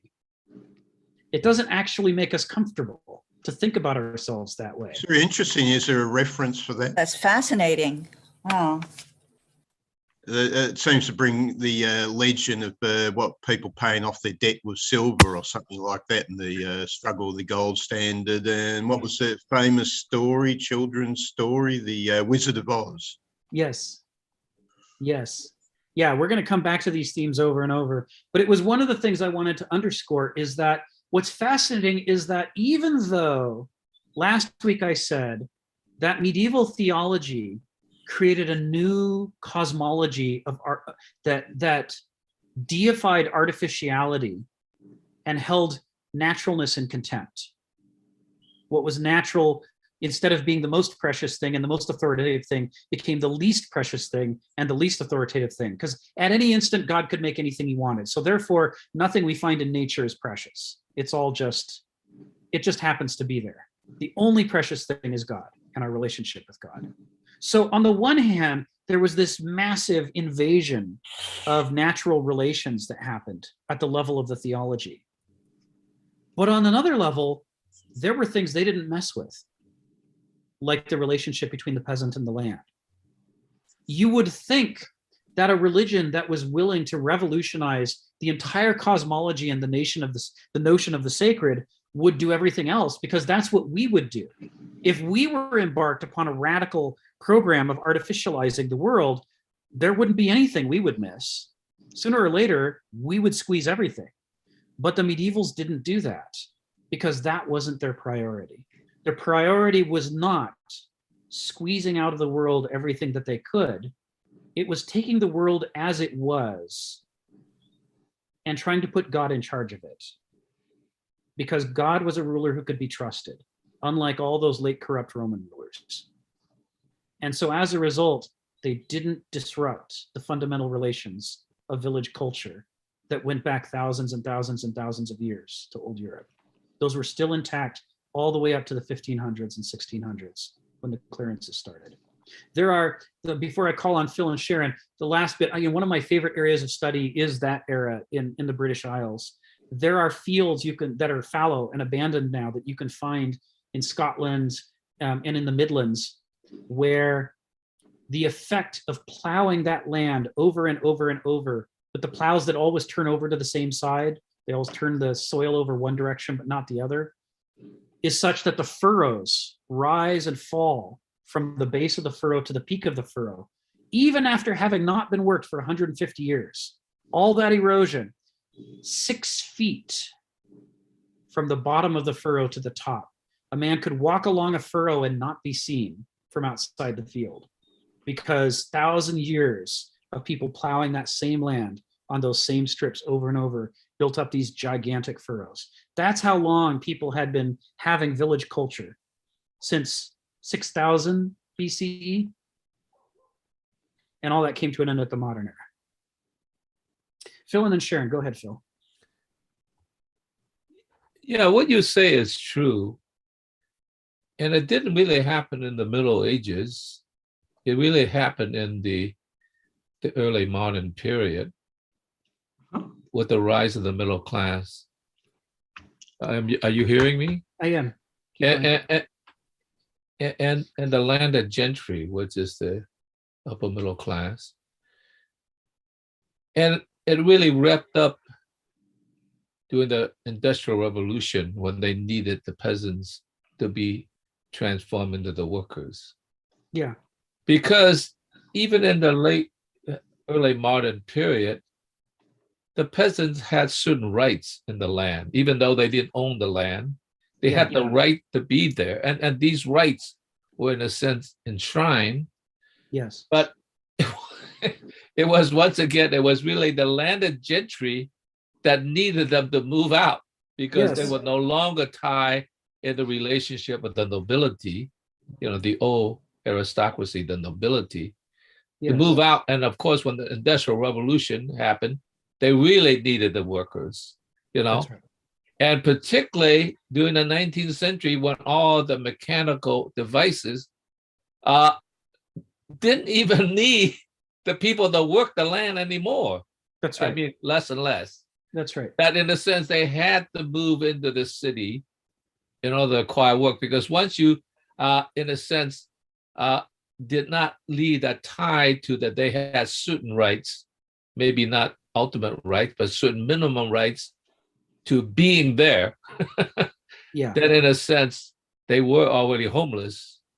And I think John Locke was part of that. You know, we always think of John Locke as the hero, you know, the whole notion of property, you know, and how Yes. it goes.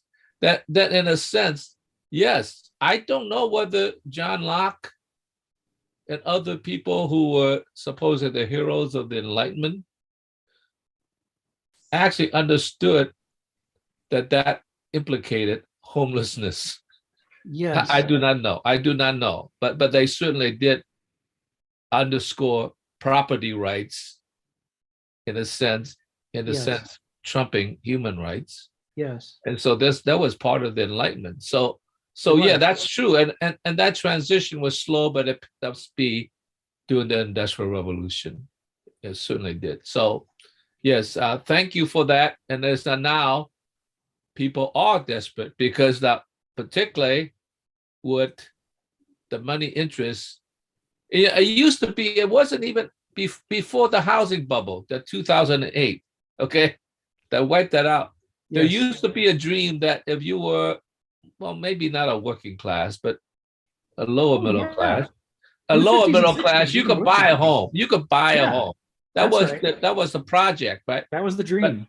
That was a dream, right? And everybody, at least, well, okay, you know, you work hard, you could actually then slowly buy a home, you know, on mortgage and all that, and you know, everybody. But then what happened was that with the housing crisis, the bubble burst. Yeah. Now the money interests are coming in the downtime to buy up the homes so that the price doesn't go down. Right. And so now, even when a down market, there's no house for you to buy.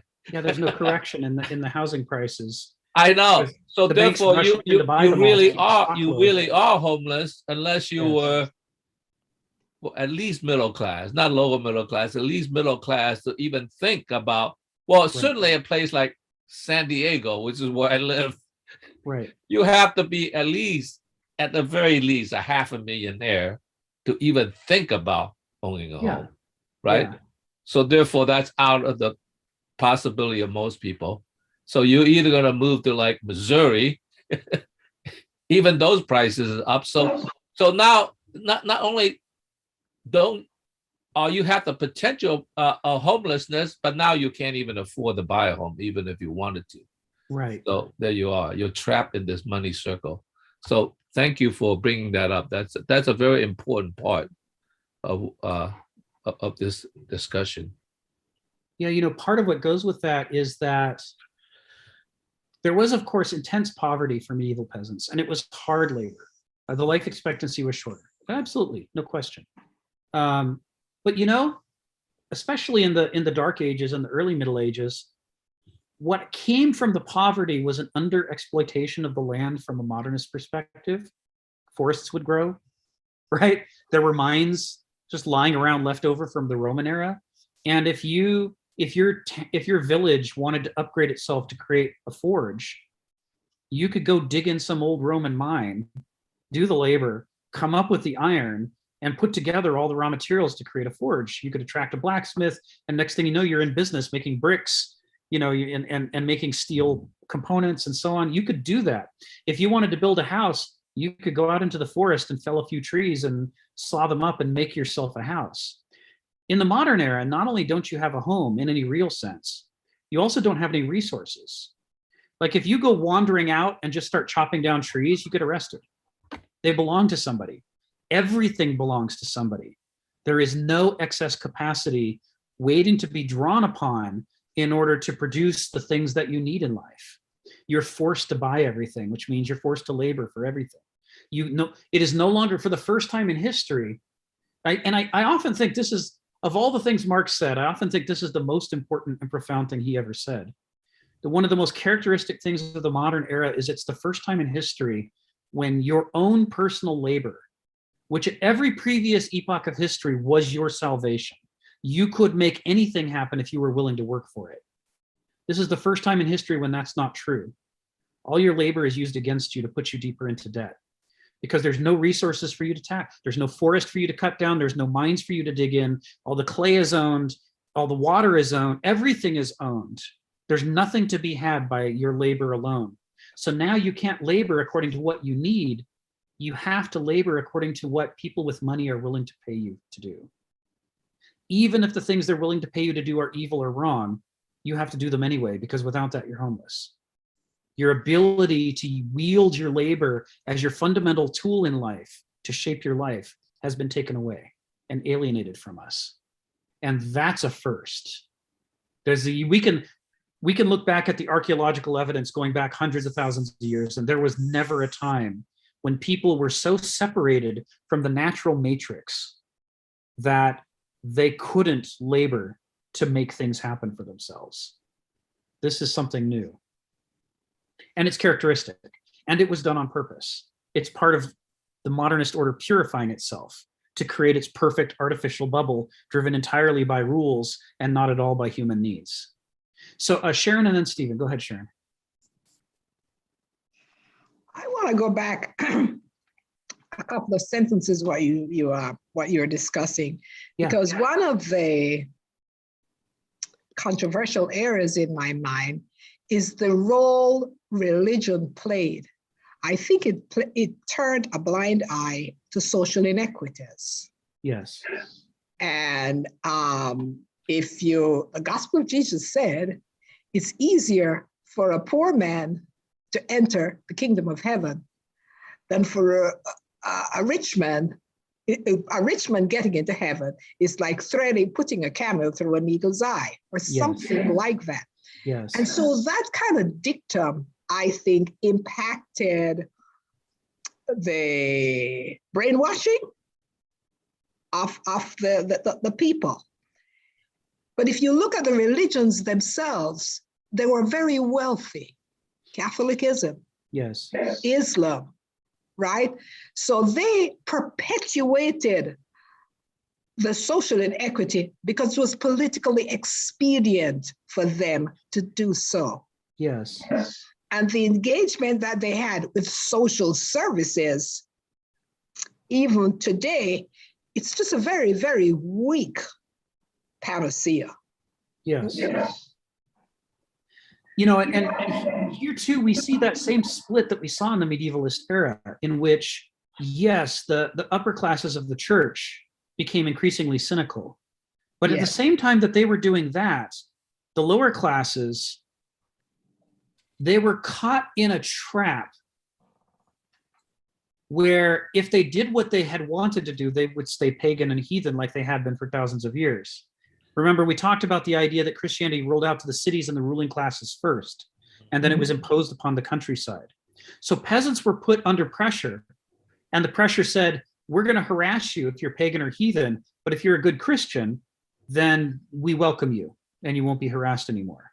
So that encouraged the lower classes to really embrace Christianity.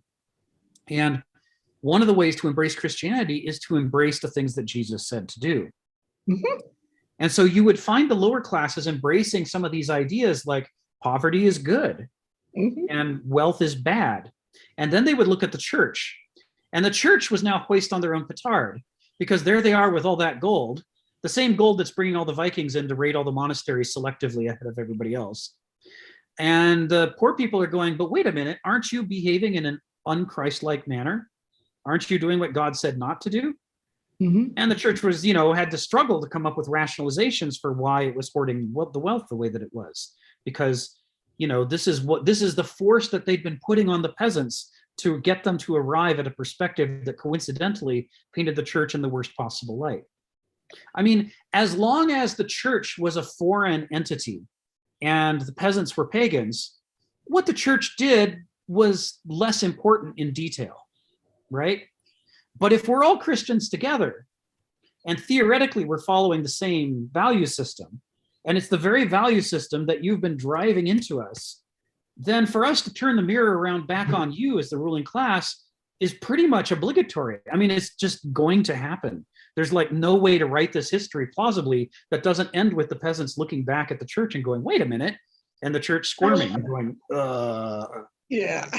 So it's part of why, like if you read Jane Austen and novels of Jane Austen, there are passages where they go out to the villages and they find the poorest people and they take them food and clothing and things like that, because they've internalized that notion from that, let's say that the Christianity one, the Jesus-like stratum of Christianity that was spread throughout the peasants. So we can say that on the one hand, there is the cynicism at the upper levels that's causing the upper church hierarchy to not really care about the poverty of the people under them. But at the same time, we're also magnifying caring about poverty at the lower levels. They care more than they have before. They're not dismissing each other as, well, you're slaves, you deserve to be miserable. They're thinking, well, what about the brotherhood and sisterhood of man? I should help you. We should be supporting each other. And so movements like the Quakers, make a lot of sense as sort of an expression of this folk religion desire to reify Jesus's teachings. There is one of the most interesting things about any epoch is that even though they try to define themselves in a noetic way as we are this and not that, they almost always end up being this and that at the same time. Whether it's through a class division, whether it's some religious division, there will be some sort of schism in the society such that the society that is most about justice is typically also the society that is most about injustice, because that's the place where people who care about justice have the clearest examples to write about and to fight against, to try to overcome. This is why people say philosophy develops at its greatest during the most foolish eras, when the society is in trouble because of its lack of philosophical acuity. That's when people really start to care about philosophy, because now it's becoming a matter of life and death. They have to grapple with it. It's why the liberation movements associated with industrialized slavery in the United States, go hand in hand. The worst, most excessive forms of slavery are accompanied by abolitionist movements that develop the clearest possible statements of what's wrong with slavery, because the example is right there and it's in their face and they can't ignore it. They have to grapple with it. And so it is with the medieval era. The corrupt, hierarchical, antichrist forms of Christianity that became the orthodoxy necessarily went hand in hand with the folk religion of wanting to do what Jesus said and wanting to be like Jesus. They had to be together. It had to have the good and the bad struggling with each other, because they defined themselves in terms of each other.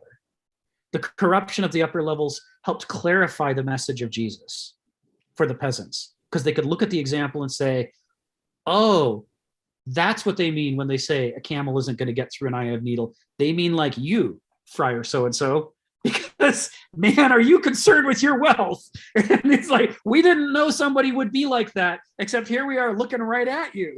And so now we can start to write essays about the theory of what is it with people that makes them want to do what Jesus told them not to do. They can start to clarify their understanding of corruption and virtue and how they relate to each other. Sharon, go Isn't ahead. that relationship all about political expediency?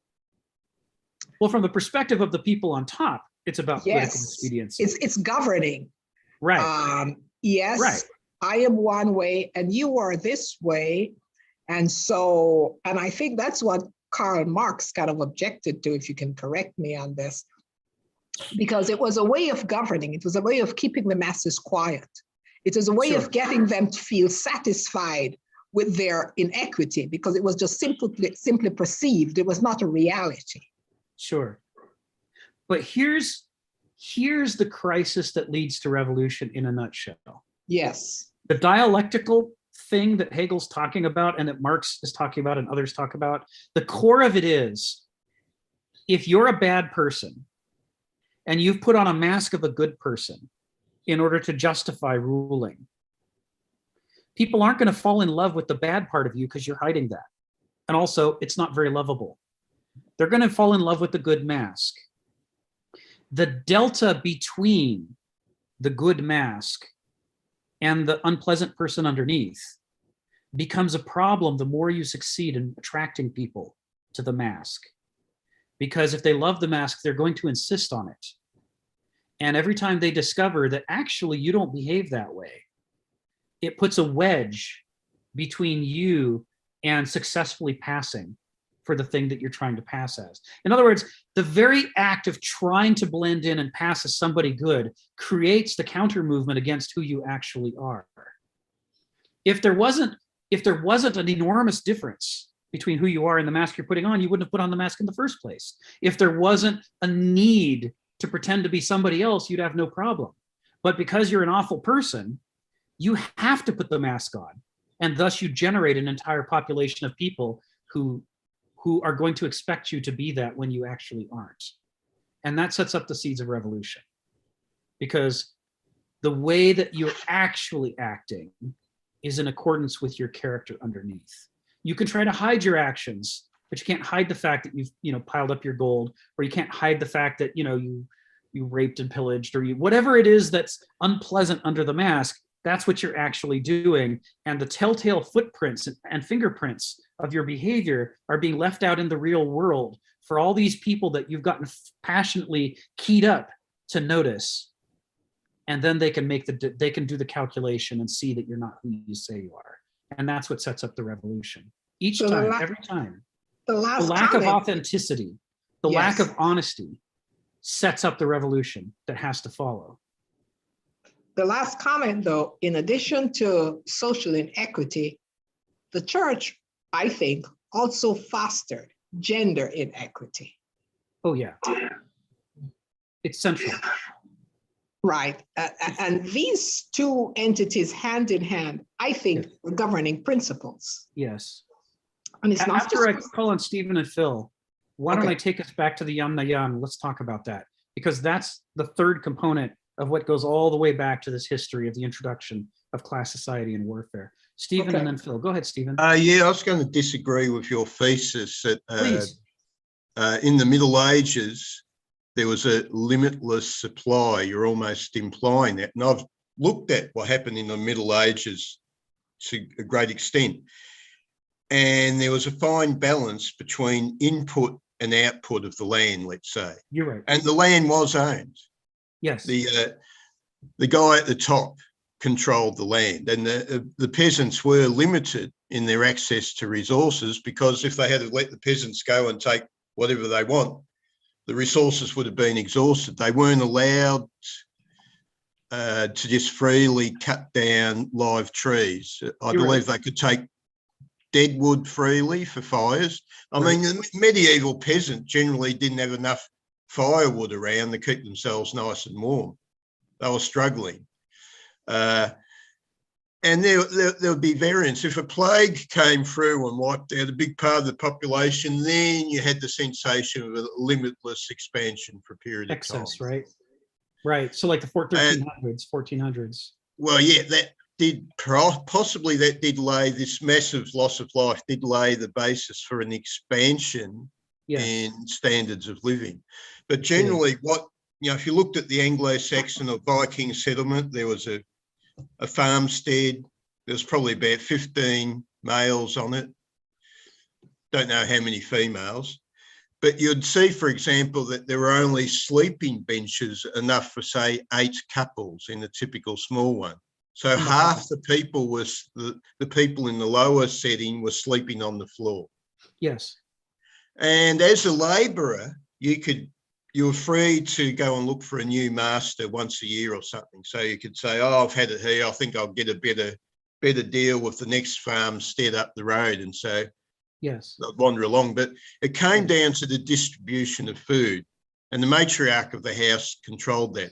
And when food was short, the people at the top, the owners, and the best workers got supplied with food.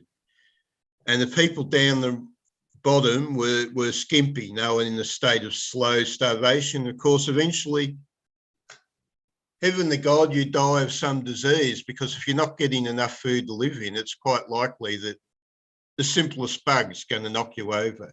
That's right. And so, yeah, I disagree with this idea of unlimited expansion in the Middle Ages. What happened in ancient Rome, we had the huge Roman Empire, and there is evidence that, for example, their production of iron fell to a quarter or a fifth of what it had been at the time of Jesus by the end of the empire. It did. And they're wondering, well, why did land suddenly become fallow and return to forest? I said, oh, it's those barbarians driving the peasants off the land. But I would counter that and say, Europe in particular is a place which you can only make profitable, and especially the lesser land you can make profitable when you had plenty of iron tools. That's right. If you say to the peasants, sorry, can't supply you with any iron tools, where you're trying to struggle with stone tools, which are plentiful, and the input, the output can no longer match the input. If you're inputting more into the land than they're getting out of it, that is slow starvation, and you're going to just drop off or wander off somewhere else. But sorry, this is a very big question. Yeah. And yeah. I'd like to agree with you and expand on it, which is that, you know, the hazard is to take a noetic approach and talk about the Middle Ages as though they're the same thing from beginning to end. And my first summation did that, and I apologize for that. Actually, it went through stages of development, and the stages occurred at different times in different places. And so whenever there had been a massive depopulation, then there were plenty of resources to go around. And then the hand of the feudal lord was comparatively light because they were in chaos themselves. They didn't have a lot of control. But as the region recovered and succeeded, the balance between inputs and outputs got tighter, and the control of the feudal lord got tighter. And so then you start to get the scenarios that you're describing. And we got passes like that multiple times. So one was after the fall of Rome. Most people don't know the extent to which populations all over Europe collapsed after the fall of Rome by an enormous amount. Even without plagues, there was a massive die-off all over Europe. And the result of that die-off was that numbers of places that had previously been resource constrained gradually became resource rich. Trees grew back. The population was low now in relationship to the amount of clean water and to what was left in the mines, which hadn't been enough to support the previous population, was more than the new population that was lower needed to support them. And so throughout the Middle Ages, you have these waves, and at different stages of the wave, the experience of life was very different. Did they die of starvation, or did they die of what did they die of? Disease or starvation? It was a hierarchy. The people at the top, the people were viewed as most valuable. In times of scarcity, got the food supply. The people down the bottom were put in a state of semi-starvation. When you're in that state, a cold comes along in winter, you're dead. Excess population gone out the door. That's at certain times. At certain times, what you're describing is exactly right. At other times, for example, after the fall of the Roman Empire, a lot of places didn't have a lord. The part of why we call them the Dark Ages is that a lot of it's undocumented because there was nobody there in charge. And things were different in those epochs. The same is true after a plague came through, because the plague would take out the upper classes along with the lower classes. And the same was also true, especially in Eastern Europe, when we get these waves of nomads coming in and invading Europe and conquering places. So some place that might have been, you know, in the kind of description that Stephen's giving, where the peasants were having a really miserable life of barely enough and everything was going to the upper classes, that could change in a heartbeat after the Huns came in and would wipe out all, they'd fight the upper classes, kill them all off and move through. And sometimes they just move on. Other times they would settle, but even when they settled, they didn't reinstitute exactly what the previous lords had done. They would institute based on what they were used to, where they came from. And so you'd get these changes in the balance of the relationships over and over. And a little warning about limitless supply, and people talk about fossil energy. They completely forget about fossil ore, that we are eating up the supply of various minerals. That's right. And what's happening is we're being forced to go into lower and lower grades of that mineral. That's right. For example, where we found huge resources of iron ore, which was 2/3 iron and only Right. 1/3 oxide. That's Right. been going down. Now a good supply is 50% iron and 50% oxide. Yeah. And eventually, after a century, that's going to be worked out, which means to get at those any future reserves of fossil ore, they'll be poor. That's right. And that will require greater and greater amounts of energy. So this is the big crunch that is coming, unless they do come up with something like fusion power or, for example, the other thing is the fast breeder reactor. These are two sources of energy which have not succeeded so far. That's right. That's right. And without what them, you're describing we're is very doomed. We're gone. We'll be back to the barbarian. Yeah. When we're trying to trace potential future paths, when we're trying to imagine different ways that modernism, could end and be replaced by something else, we have to pay close attention to what Stephen's saying, is that a tremendous number of things we take for granted right now, we can already see the curve on them is bending in the direction that will eventually not be worth it. For example, one of the things a lot of people don't understand about petroleum is that the end of the petroleum age is not going to happen when we run out of petroleum. It's going to happen long before that, because there comes a stage where getting access to the petroleum or getting access to petroleum of sufficient grade is too expensive. It costs more money to get out than the value of the petroleum that you extract. And so it becomes a loser financially. And that's the point at which it cuts off. There will be plenty of petroleum still in the ground. It's just too hard to get at. It costs too much to get to. Well, And you originally see that happening now. Originally, you only had to burn 1 barrel of oil to get 99 out of the ground. And they say, as a measure of fun, now we're burning 10 barrels of oil to get those 99. Exactly. When we're burning 100 barrels of oil to try and get 100 barrels of oil out of the ground, game's over. Exactly.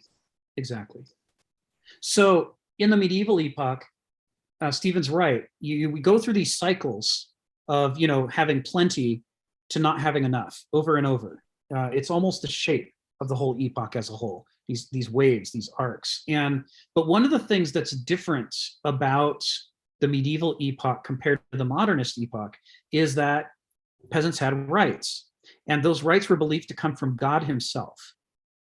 One of the differences between the modernist epoch is that we believe people don't have any rights unless we agree to give them to them. There's nothing intrinsic to human beings that's worthwhile in the modernist epoch. So as a result, someone can feel like they can just take your rights away, and why not? I mean, who's going to stop them? In the medieval era, the fear was that if a lord took away the traditional rights of the peasants, it was a sign that they were not chosen by God, that they were just some barbaric soul that was pretending to have the divine right. And if the peasants were convinced of that, they just kill the Lord. Over and over and over throughout the Middle Ages, one of the things that is almost inconceivable to us is the regularity with which villages would rise up and execute their lords. Sometimes the lords just disappeared, and history says, well, we don't know where they went. They just vanished. Sometimes it was an insurrection. Sometimes they would kill them and eat them. Hence, it's like, well, if you make us hungry samurai enough, sword. Oh yeah, Japan has a whole other cycle on this. Well, the whole purpose of the samurai sword was that it would just keep on cutting as you're cutting down the peasants. If your sword blunted by the time you got to number 10 or even number 100, you're a goner. That's right. So there is this strong component of, in the medieval epoch, you can push, you can exploit, but you can only go so far. If you go any further than that, then the peasants will either rise up just because of their natural frustration with you, because nature is still a powerful binding force in the countrysides in a way that it wasn't anymore in the cities, or they will conclude that you no longer have the divine right to rule, and therefore all bets are off and you're out of there. There was this game that the medieval lords always had to do, this balancing act of not going too far. This is a game that's hard for us to imagine because we don't have any such thing as too far. There's like the Holocaust, the gulags. There's all kinds of things that have happened in the 20th century prove that there is no limit beyond which we think you shouldn't go that far. But back then, they thought God was an active force. He was actively watching. And the only reason that could justify you being a ruler is that you've got the divine right. The moment people lose faith in that, you're out of there. It's over for you. There's an instance, we'll talk about it another time, where early in the Middle Ages, not the Dark Ages, but once we get into the Middle Ages, where there was a showdown between a pope and a king, and the pope excommunicated him, and the whole country stopped serving the king, and he eventually had to show up in sackcloth and ashes on his knees and beg the pope to reinstate him. And when the pope did and lifted the interdict, then he was able to go back and rule again. It's one of the pivotal moments of the Middle Ages in terms of defining the era, because it shows the relationship between church and state in the way that the church wanted it to be. Later, in the later Middle Ages, there will be a counterexample that shows how much things have changed. But that idea of the precariousness of rule and its dependency upon authorization by God's agents. Barbarossa, was it? Say that again? Barbarossa was the king. This wasn't him. This Wasn't him. All right. No. But he's another key turning point. You're right. We'll end up talking about him too. So okay, Phil, you go ahead, and then we'll go back to the text. Yeah, my internet keep going on and off. That's why I'm in and out. Sure. Well, that reminds me of the mandate of heaven in China, right? Exactly. Right. But there wasn't a church, but there was a mandate of heaven. That's right. But my thought was like, what was my thought? Oh, I was going to make a slight correction. Yeah, please. That the church was not just expedient, at least in the early part when the Romans were still ruling. That's it right. was merely a matter of survival, right? Yes. It had to survive. And so it has to unify itself to survive. It was only later on when they were in cahoots with the Romans, and then later on really became the central power, that expediency, because they had to rule. So that's just a slight correction, that we don't want to condemn the early unification. That's right. As a total, it was just sort of a mode of survival. That's all I wanted to say. Thanks a lot. Yeah, the centuries right after the collapse of Rome, there was really no way to predict that the church was going to make it, or even that what we think of as Europe was going to make it. Yeah, it was really fragile, and it was constantly being battered. So you're right, unification. There's a reason that became the central dream of Europe throughout the medieval epoch. Sharon, and then we'll talk about patriarchy. Go ahead, Sharon. So I told you last week that I'm studying, right? So I came across this fellow called Arnold Toneby. Yes. And he said something that really caught my eye. Yes, please. And I'll try to read it. He says, civilizations seem to reach a height they cannot sustain because their bureaucracies become more venal, more defensive, and less interested in the innovation that protected the vulnerability of the civilization in the first place. Yeah. So he suggested a cyclical nature to the civilization. And I was pretty impressed with him. He was born in 1889, but he lived quite a long time. He died in 1975. But I thought that was pretty profound, and probably I thought it was a replica of what we're seeing now, the cyclical nature. And it's not homogeneous, it's heterogeneous. There are waxing and waning of the cultures, of the politics, of the people, of the behavior as time goes by. Yeah. Toynbee's a heavily influential writer on this topic. There's no question. Generations of people have read his work. Just a brief mention related to that. You know, who is it? It's some economists have measured and created what's called the Elliott wave, and that really predicts the same thing, that we are reaching the top of the Elliott wave, which has been tracked for, let's say, since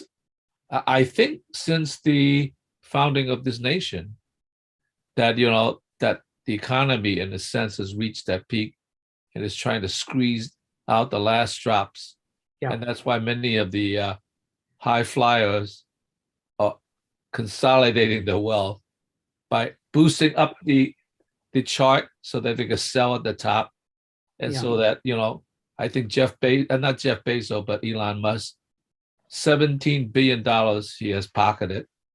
So if you make $80,000 a year, it will take you something like 20,000 years to make the same amount Yeah.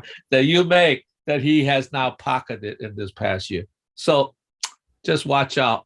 When the big fish begins to pocket the money, then you know the Elliott cycle has hit the peak. Yeah, generally, throughout the history of the world, anytime the discrepancy between the richest and poorest has grown this big, it has always ended in revolution every time. It's not sustainable, because it means that you're at a stage where the upper classes no longer feel that the lower classes need a minimum standard of living. They no longer feel that their needs need to be met. And the moment the lower classes feel the deal is off, then old resentments come out, old angers come out, all kinds of things that had been forgiven are instead remembered, and people start itching to get revenge. So we saw that with the French Revolution, for example. I can't remember what year it was, but I noted the year when in the US, the disparity between rich and poor passed the point at which it had been before the French Revolution. So we are in very dangerous territory. In addition to that, though, the sentence that really caught my eye, he says, because their leaders are no longer interested in the innovation that created the civilization in the first place. And I think we are at that point now in the United States. Yes. Yeah, that was the worrisome sentence for me. You see that with the gamesmanship with voting. Yes. The way that gerrymandering is working, the way that buying and selling of legislators and even presidents and Supreme Court judges is happening. All of that stuff erodes public confidence in the core institutions. And the thing about it is that in the same way that the medieval promise was that you would only have to put up with exploitation for another 40 or 50 years before it would all be cleared out for you in heaven, and then everything would be just. In the modern epoch, the promise is, you might lose this election, but if enough of you agree, you'll win the next election. There's always the hope that 4 years from now or 6 years from now, or whenever the election is, that you can turn this around and you can pass laws that will do the things that you need to have done. But if that's corrupted, if you can't trust the elections and you can't trust your legislators to represent you, and you can't trust the judges to rule fairly, then effectively the core deal of modernism is off. And at that point, people start thinking about guillotines and torches and pitchforks. So but there comes a stage in the development of any epoch when the rulers have become so short-sighted and they've become so complacent with how long this epoch has survived. They start to think that this epoch will always survive by definition. And so it doesn't matter what they do. It doesn't matter what promises they break. It doesn't matter which core structures that are holding everything together they compromise. It must be okay. And besides, they need to compete with the other guy to end up with more than he has. And so they cut another corner, they trim a little more of the meat off, and sooner or later, you've got something that's falling apart. And this is why there's that Kenneth Smith parable about the traffic accident, because there was a malfunction in the traffic light and they both said green. 2 cars collided and all the buildings for blocks around collapsed because the builders had been hoping a hurricane would come through first. The calamity was not that all these houses fell down, but that they got busted because they'd all been cutting corners so much. And all of a sudden they were all caught. All of the different builders had all been cutting the corners so far that nothing could hold together anymore. And I can tell you from the institutions that I've worked in medical informatics, that is the state of the fundamental infrastructure in this country. All of it has been cut to the bone. And there's things everywhere that bridges are falling down, dikes are failing, there's stuff collapsing all over the place. That's the basic nuts and bolts of what it means to be able to survive here. And that's the level at which you start to enrage large numbers of people. Stephen, go ahead. I can't help but think, Rick, the Capitol riot, I don't know why what you just said made me think of that. The rise of the, maybe not necessarily poor, but the ignorant. I don't know. Yeah, Do you make any connections? I don't know why it made me think of the Capitol riot as form of a minimal revolution of sort. Anyway, it's the same way I think they crucified Jesus. It's the same way in Julius Caesar that they killed him, right? It's the way you program the herd. And I think one of the early philosophers, who is it? Talk about one of the weaknesses of democracy is the uninformed herd. Yes, Aristotle. Aristotle, thank you. Aristotle said, with an educated populace that's committed to core virtues, democracy is the best of all possible governments. Yeah. But if you lose the education or you lose the common virtues, then democracy is the worst of all possible governments. That's Aristotle's line on this. Stephen, and then Donald, and then we Yeah, I was going to say, I see a problem with present day institutions is that they reached a stage where they worked too well. They built a machinery that was so good that suddenly any idiot could come and sit in the driver's seat. Yes. It's like, building, the most beautiful car you could imagine, which has got all these gongs and whistles, automatic drive and power steering. And it's so easy. The people that built that Yes. were the minds, and they knew it had to be handled properly. Yes. But then we have a new generation coming along thinking, I'm the natural Napoleon of the universe, so although I'm a complete dummy, I'll just go sit in that driver's seat and I'll behave like a maniac. What could possibly go wrong? Tear along. This is what we've got now. We've got maniacs in control. We do. A very refined machine. Yes. And they're not equipped to understand the consequences of their own actions. When they miswield those large institutions and they wreak havoc, they don't have the ability to even notice the havoc they're wreaking. This is what I'm seeing in these institutions, is that they can walk away thinking that they've succeeded, even while they've bled out billions of dollars and wasted money and failed to meet the basic needs of whatever that institution was. They tend generally say that they were the person who changed the institution, change agent, by getting a hammer and smashing it to pieces. And look how I've improved this thing with this hammer. Build a statue to me. I'm the great man that crushed the institution and replaced it with what? With what? Yep, you're right, Donald. And then we'll talk about patriarchy. Go ahead, Donald.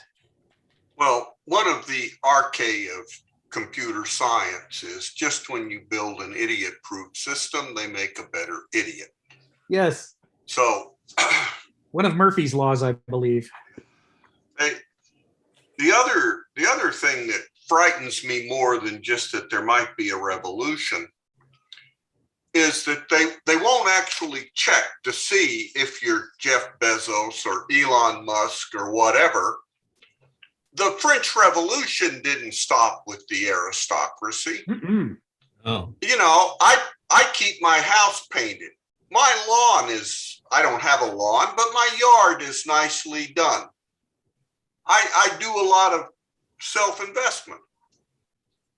And I dare say everyone on this group will be one of the wealthy when the revolution comes. They're not going to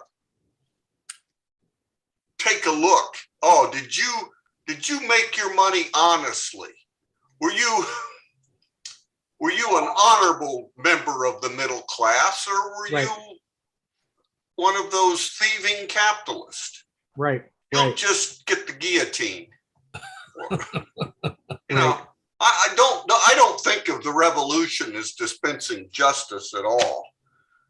If it brings down Elon Musk, I think it'll get me too, and just be swept up for what I would think would be no reason. But Right. Can I just say something there? I believe the revolution is not about justice. The revolution, the way I see it, is undergirded by the fact that a hungry man is an angry man. Yes. And he becomes indiscriminate when that Yes. happens. Yes. yes. So when I'm not arguing that it's justice. I think it'll be injustice, but it will be injustice against an unjust system, perhaps. So it isn't going to be the good guys versus the bad guys. It's going to be the bad guys versus the bad guys, or The hungry those, guy, the Huh? hungry guy, the hungry guy. the hungry guy, the The hungry guy desperate, versus everybody who makes him angry. the Yes. desperate, and the angry. In the French Revolution, it's not well documented, or rather, it's well documented, but it's not well taught that among their targets were religious minorities in southern France. They went after poor people who just were from a different sect. The Huguenots. And they're like, as long as we're lining people up and cutting off heads, I hate those guys.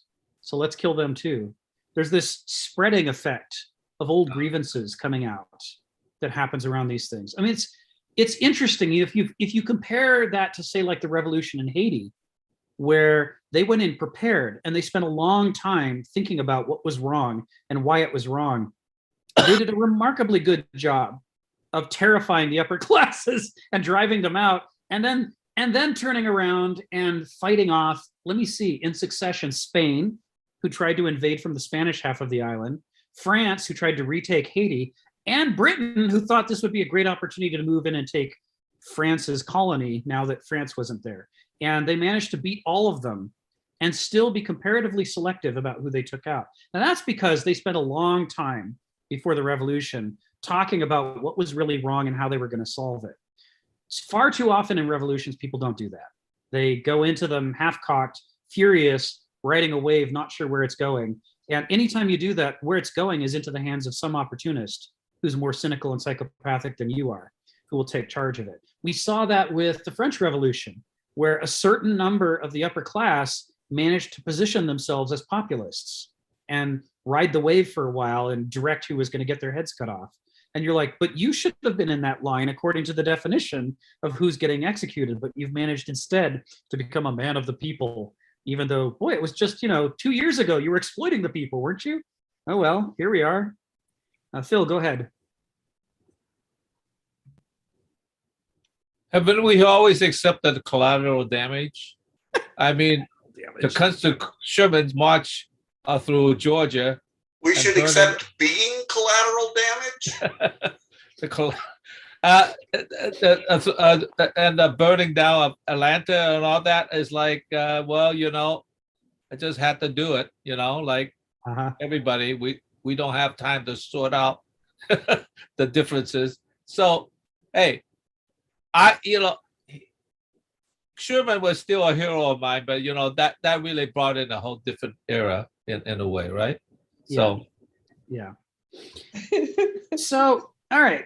So we were talking about earlier in this call, we talked about the Yamnaya and how when they spread from the region north of the Caucasus, east and west and south, how as they entered Europe and everywhere else they went, they introduced class societies. They introduced a foreign minority that would rule over an indigenous majority. Colonization as a way of life they introduced. Conquest and war they introduced. We didn't find those things in pre-Yamnaya Europe. It's not that it was utopia. That? How do you Oh, spell that? I put it in the chat. Oh, I'm sorry. A little bit above. Yamnaya. Yamnaya. We now know that was the people, that and the related movements were the people who spoke pre-Indo-European, Proto-Indo-European. Yeah, according to Hitler, they were the master race. Yes, Hitler thought they were the master race. So it turns out those aren't the only innovations. The other thing that they brought in is they brought in an emphasis on herding culture, owning large numbers of cattle and herding them. They were not settled agriculturalists. They were nomadic herders. But there's something else they introduced. And the other thing that they really introduced is patriarchy. And it's not that nobody had thought of it before. It's not that it didn't exist anywhere before, but it's that everywhere the Indo-Europeans went, and they went everywhere, for a wide swath of the planet, they brought patriarchy. Whatever was there before, they replaced it. We have archaeological evidence from before the Yamnaya that shows, art forms, for example, figurines and illustrations that show, councils of women, especially councils of pregnant women sitting in a circle, making decisions for the village. We don't know whether that's the only kind of decision-making that happened, but we know it's among the forms of decision-making that happen. We also know that throughout Europe, after the coming of Indo-Europeans, any place in the countryside that had not been fully colonized tended to have more women's rights than the places that were more colonized. So for example, women held an exalted position among the Basques right up until the Spanish Inquisition, which was the thing that the Spanish church hated more than anything. And that's why there were so many accusations of witches. They had to get rid of all of the women who were used to wielding authority, of which there were many among the Basques, because they hadn't been stomped down yet. This is part of a collection. These things are, it's not an accident these things are together. The idea of colonizer culture is that you get somebody else to do the work for you. The idea of colonizer culture is if you can be brutal towards people who do work, you can make them work for you. And so there are layers to colonization in colonizer culture. And it starts at home. First, you colonize your animals, and they produce milk and labor and meat and all kinds of things for you. Then you colonize your women, and they produce homes for you. They do all that domestic labor you don't want to do.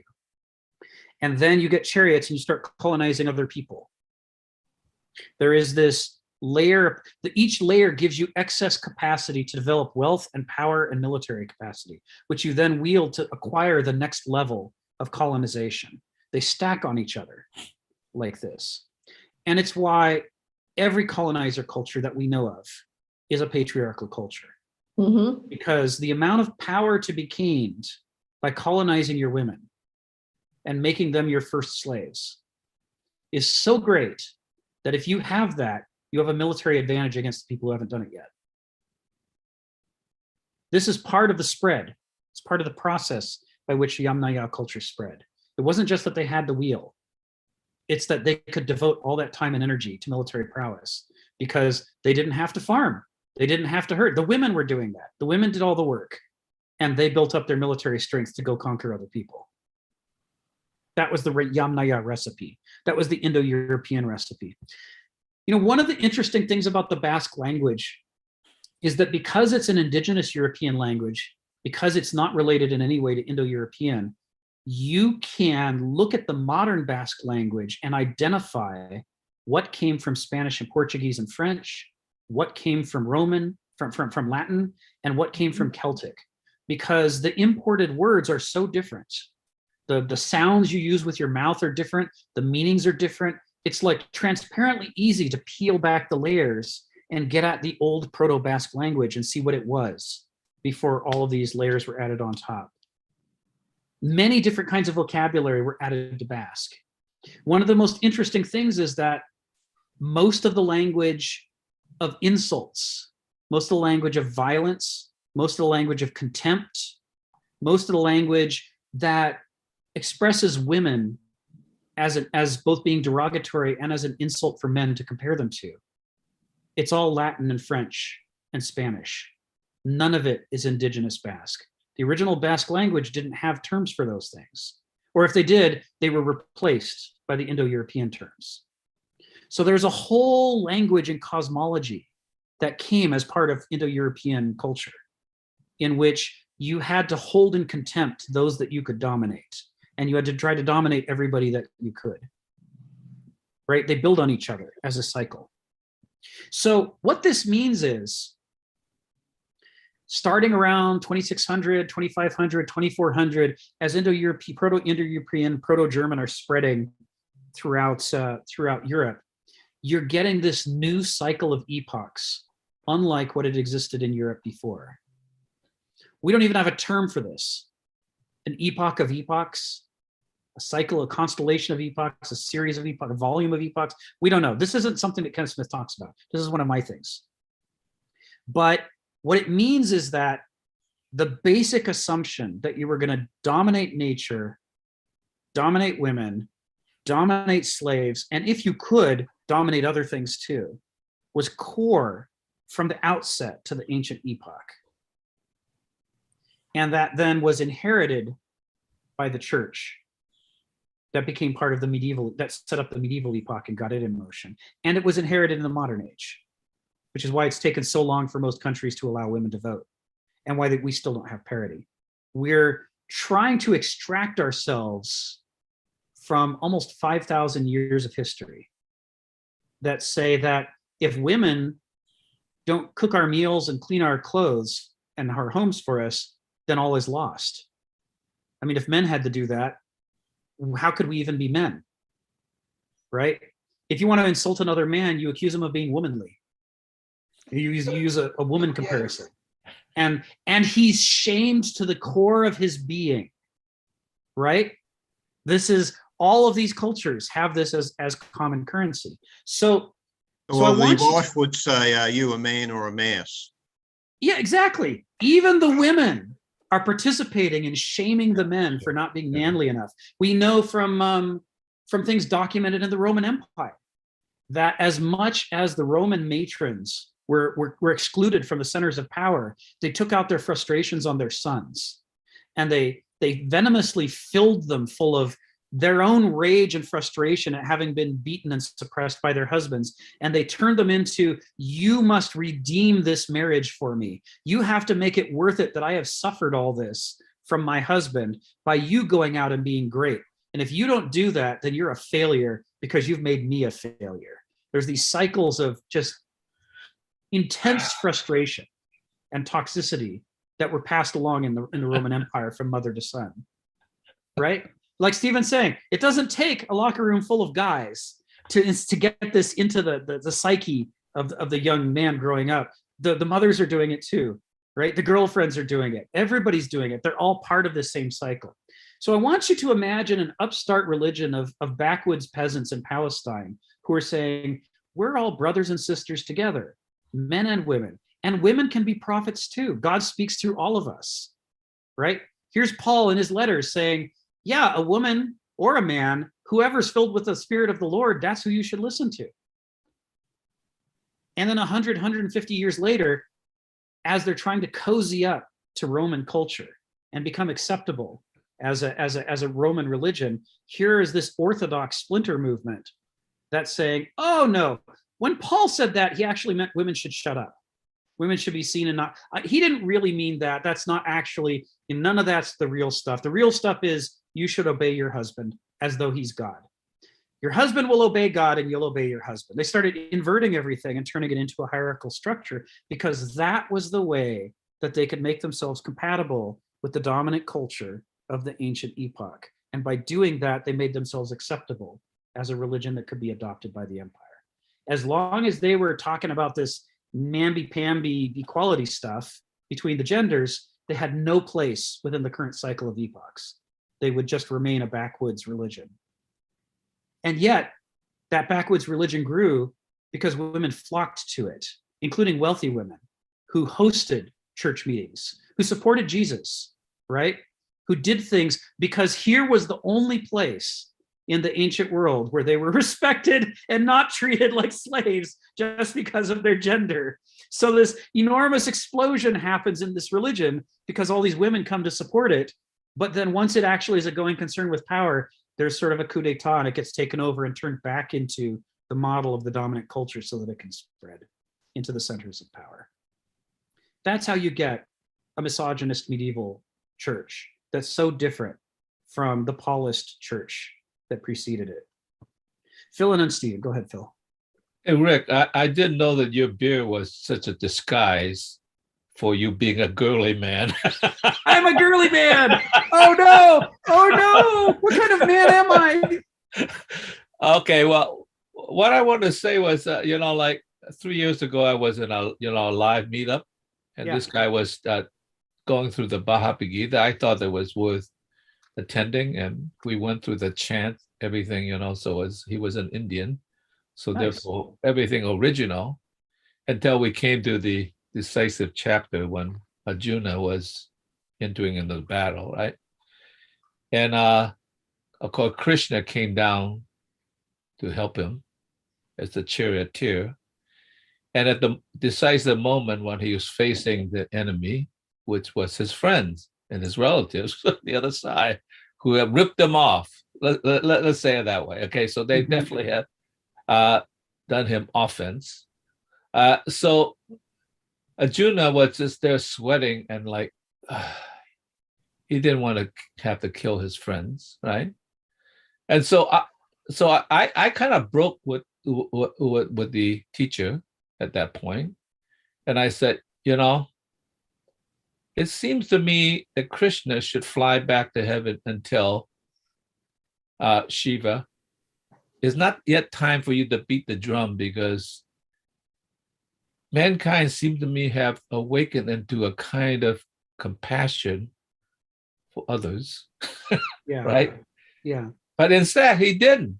He says, you don't understand the grand scheme of things, essentially, is what he's saying. So you got to do what you do in your limited way. And you are a warrior. And the warrior is to use his craft in battle. Yes. And let things fall as they may. And I sort of almost jumped up and accused him of, let's say, you are in this story perpetuating the caste system. And I don't like it, right? And I'm sure there's a deeper interpretation. But at that moment, the way he approached it, I just accused him of that. And I pretty much broke up the meeting. And then later on, he just sort of stopped the meetings altogether, because apparently other people, because we were Westerners, saw it in a similar way. So, of course, the Vedas were part of this Indo-European thing. So I could sort of see why you have to not tie the hands of males so they could go and conquer. I mean, like, that is how you spread the empire, right? That's how they spread the empire. So yeah, okay. So that all makes sense. And now, how in the hell could we reverse such a deep tradition? I don't know. It just seems like what's happening in Texas, it doesn't seem like it's going to happen soon. It's going to be a longer struggle than we would prefer. So yeah. So hang in there, girly man. Just say though, can I just Rick, say not to change the subject, but there was a person named 11 who came and went. Who's the 11th person? Do you know? Don't know. Lurker. Okay. Can I just bring in one point here? Sure. Throughout culture, most cultures tended to be very patriarchal. But when you look at the Egyptian role, there are a lot of Egyptian women who had leadership positions in that culture. Yes. So not all cultures treated women as, shall I say, possessions. Right. And in fact, I think Christianity, again, being the dominant political entity, Paul said women should be submissive. And I've personally rebelled against that. That was inserted into Paul.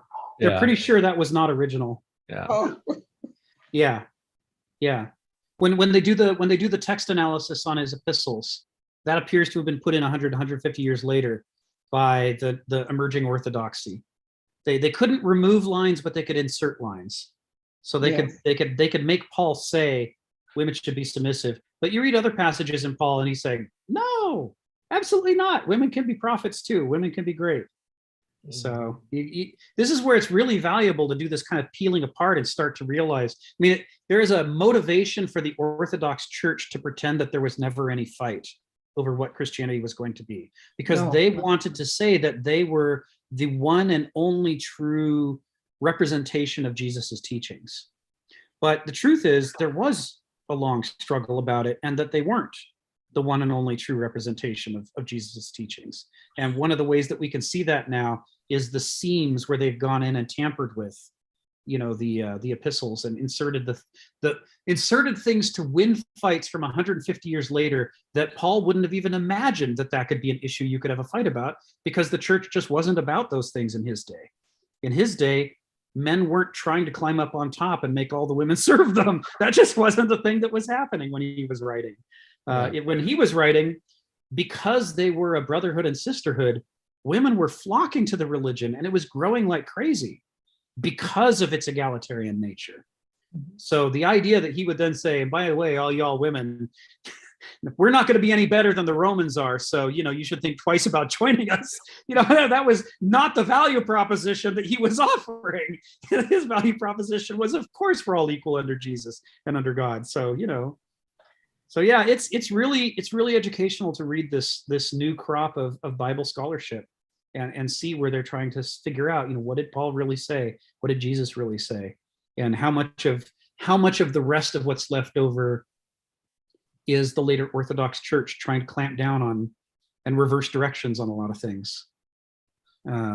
Reestablishing the patriarchy that they were afraid the early Christian church was breaking too far away from, going back to heresies.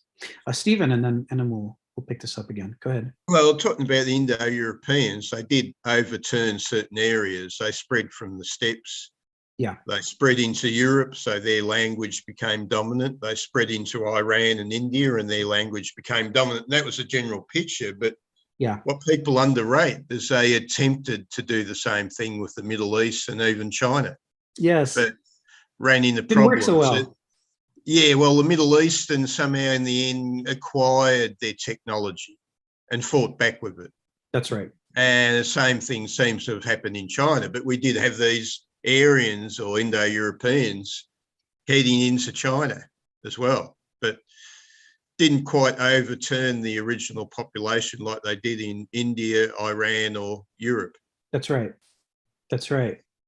I was going to add another thing that to do with a sort of spirituality, that I was still born in a time when truth was highly valued, and I've seen that eroded. Yes. Even in the educational services now, people are forced to sign on the dotted line, and the only way they're going to get through it is to lie. Yes. And so that spiritual culture that was there in the past, which valued truth and real facts, is being compromised by a culture of lies, which just thinks, whatever gets me over the line, I don't care what the object of truth is. Right. So I think in this way that this present modern culture is slowly becoming more and more toxic on questions of truth. Yeah. Yeah. Go ahead. Isn't that what Tony B says? Yes. When you have a critical entity like that being eroded, that really influences the cyclical nature of the civilization. It's on a downward slide. So That's I right. agree with Stephen on that. That's right. Well, yeah, you get into the late stage of one of these epochs, and what you see going on is that the vested interests are too strong, and they're now suppressing innovation. And as part of that, they're enforcing their will too successfully on the people, which means when the culture should change in order to adapt to change circumstances, it can't change because the people in charge would lose money if it changed, or power, or whatever the currency of the different epoch is that we're talking about. And at that point, it creates a situation in which hypocrisy is enforced, because you have a choice. You can either do what you're told, which is the wrong thing to do, and you know it's the wrong thing to do, but you do it anyway so that you can reap the rewards of power, right? Because now they approve of you following what they said to do. Or there's two other choices. Or you can just say, no, you're wrong. I don't care how powerful you are. I'm going to do the right thing. In which case you will suffer, because they're established powers. They're more powerful than you are by a long shot. They control too many of the reins of society, and those are going to be used against you. Or, and this is the path usually taken, you pretend to do what they want while you actually try to, as much as you can, do the right thing. That is, you lie. Lying becomes a survival mechanism to keep institutions from collapsing. When it gets to the point where even people of goodwill have to lie in order to keep things from collapsing, that's in addition to all the people who naturally would want to lie anyway because they aren't of goodwill. And the critical mass of hypocrisy and corruption that gets involved at that point, it becomes overwhelming. The society starts to fall apart. Trust is the core value of every civilization. The moment that you don't trust each other, the moment that you think you're not on the same side, the moment that instead of thinking about foreign enemies, You start thinking about domestic enemies. You start thinking it's your neighbor who might stab you in the back. Everything falls apart at that point. Well, Clinton's deplorables. Well, Right? I mean, She just said that, you know, 1/3 of the American population, or even more than that, are the deplorables. She's painted that on them. That was an Yeah. unfortunate statement. Well, and it's part of a tradition in American politics going back at least to the 50s and 60s. There was a massive turnover in politics where we stopped pretending that we're all in this together, and we started saying it's a war for the future of the country. It's a war to take back America, right? That you can find documentaries that show, you know, stadiums full of people all roaring with approval when people are saying that, saying we're going to take back this country from all those bad people who've taken it over. The moment you get into that, it's the beginning of the end, because now you're turning on each other. but isn't there a practical edict in American culture that you have to fake it until you make it? I mean, really? I mean, it's like that is a deep edict in Yeah. our culture now, right? Yeah. So Yeah. very few people say, live honestly until you make it. That's right. That's right. So it's a sign. It's a sign of where we are in the era, right? When you're in, you know, we talked about the Middle Ages and the cycles going back and forth between how much control did the feudal lord have. When they didn't have a lot of control, then there was a lot of prospects for growth and development. But the more control they got, the more they clamped down on everything. And as a result of the clamp down, things would become rigid again until the next plague or the next invader or the next collapse. And that same thing happens here. Honesty, there are two ways that you can be honest and survive and thrive. One is if you're living in a society that's not overly controlled, because then you can honestly innovate and do the things that need to happen for the good of everybody. That's one possibility. The other is something that we have not seen for thousands of years, which is if you live in a society that is not a class society, like old Europe used to be, in which there are not groups that are depending upon an orthodoxy and depending upon everybody agreeing with their orthodoxy, then the truth is not a threat.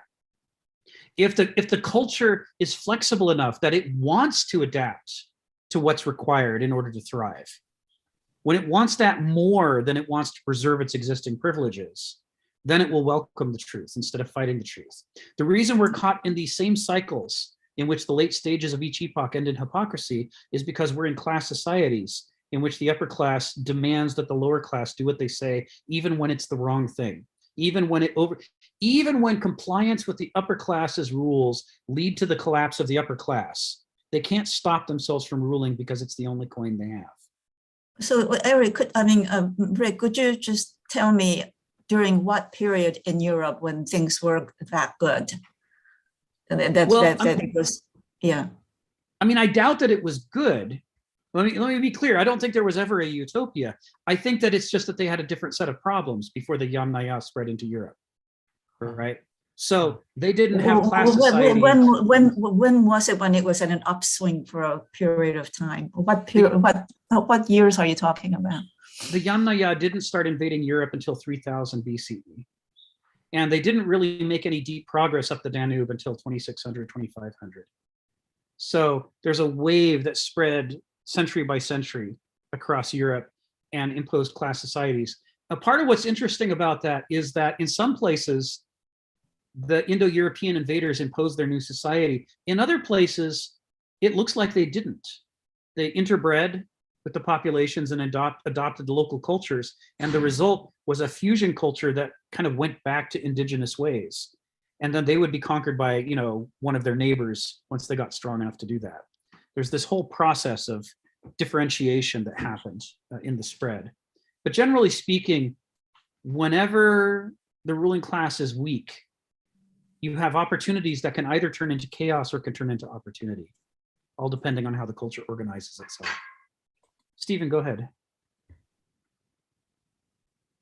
Yeah, one of the really fascinating ones there is Snorri's younger Edda, if you're aware of it, Snorri. Yeah. Now, this is a thing. He states that the Norse gods, he went with the system which the pagan Romans had gone and said, well, these pagan gods, they were just kings who were deified.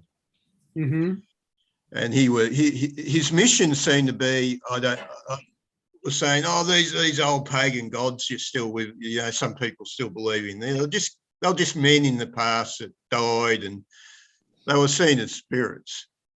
But the fascinating thing is he claimed that their ancestors, this ancestral stream, originated from the steppes of Russia. He literally describes the rivers they crossed and stuff like that. Yes. And this was possibly 4,000 years after the event. Now, anybody who would have looked at the Younger Edda for centuries would have thought, that's a nice fairy tale. Can't possibly be true, right? Until, you come to the point where the Europeans go to India and notice, well, the language is much the same. What's happened? Yes. Oh, these people originated from the steppes. This is fascinating. Yes. So off in medieval Iceland, this guy in poetic or almost poetic way, I suppose, is saying, well, 4,000 years ago, this is where our culture came from. In fact, they worshipped the horse. The horse is what made them great. Yes. So this is fantastic. We don't have this in the Greco-Roman literature. Somehow that was submerged because they were the same mob originally. Right. But 4,000 years of history traced itself orally. It's amazing, and right? Still had a kernel of the truth. Yes. Yeah, because it's hard for us to imagine what a living culture is like because we haven't had one for thousands of years. We've had something we call a culture, but it's not capable of doing these things that these successful cultures can do. And one of them is transmitting actual knowledge about the world and their origins for thousands of years, more or less intact. An example of that is in the indigenous cultures of North America. When we first said that people only arrived 10,000 years ago or 11,000 years ago across the Bering Bridge, a number of different indigenous tribes said that's not true. We've been here a lot longer than that. Our stories say that, we came tens of thousands of years ago, not a mere 10,000. And of course, at first we mocked them. We said, what do you know? You're a bunch of savages and we're scientific and objective and we know more than anybody in history. And our numbers would tell us if you were right and you're not. Our numbers say that you're wrong. And so therefore you came 10,000 years ago. But surely over the last 30 years, we have gradually been making archaeological discoveries that have pushed the date back further and further and further until the Bering land bridge theory of the population of North and South America, which used to be our scientific dogma, has now collapsed. Now we know that some people came across the Bering land bridge, but when they came here, there were already people here who had been here for ages. And somehow, without any writing, these indigenous cultures had transmitted that understanding for tens of thousands of years. It's astonishing, but this is what a culture does. An actual culture is capable of pulling off feats like that because that's its purpose. Its purpose is to remember, not for 2 years or 20 years or 200 years, but for tens of thousands of years because humanity has been around for, at this point, hundreds of thousands of years. Anything that's not capable of transmitting information over such a long term isn't playing the role a culture needs to play for Homo sapiens to be an intact species. It's fascinating. So yeah, I love that example, Stephen, of Snorri and the Edda, because there again, we all mocked him and said, well, that's just a nice story. And then gradually it turns out, oh no, that oral culture had preserved that knowledge for thousands of years intact. It's just shocking. Phil and then Donald, and then we'll wrap up for today. Go ahead, Phil. Yeah, but Rick, isn't there a potential problem with this sharing culture, which I believe in, by the way. But nonetheless, it almost seems like they were sitting there waiting to be conquered. I mean, look at what happened to the American Indians. They were by and large, and the North American Indians, not the South American Indians. Yes. They were by and large a sharing culture, or at least leave the other guys alone culture, right? Yes. And it's like And when they came, they were reasonably sharing with the Europeans. But they didn't have the guns. They didn't have the weapons. They had not developed the sophisticated warrior culture. Well, they had a warrior culture, but not sophisticated with the weaponry. And so it was just sort of like, yeah, let's just wait for these guys to come and conquer us. I mean, I'm sure that's not what they were waiting for, Right. but it almost seems that way. So how in the world, if you are such a culture, unless you live in some place nobody wants, like, Right. don't even bother going there. It's like not worth it. Then in a sense, how could you expect to have a plum area and unless they haven't discovered it, that, you know, like you're going to have any kind of sharing and keeping when these guys going to come and take it over. And then So you're going to realize it's a little too late. You know, I mean, like the American Indians really realized a little too late when they realized, oh, you know, these guys are serious land grabbers. You know, Right. we got to do something. And, you know, and then when Sitting Bull, you know, in the movie, you know, one say, well, how many of them are coming? You know, the settlers and all that.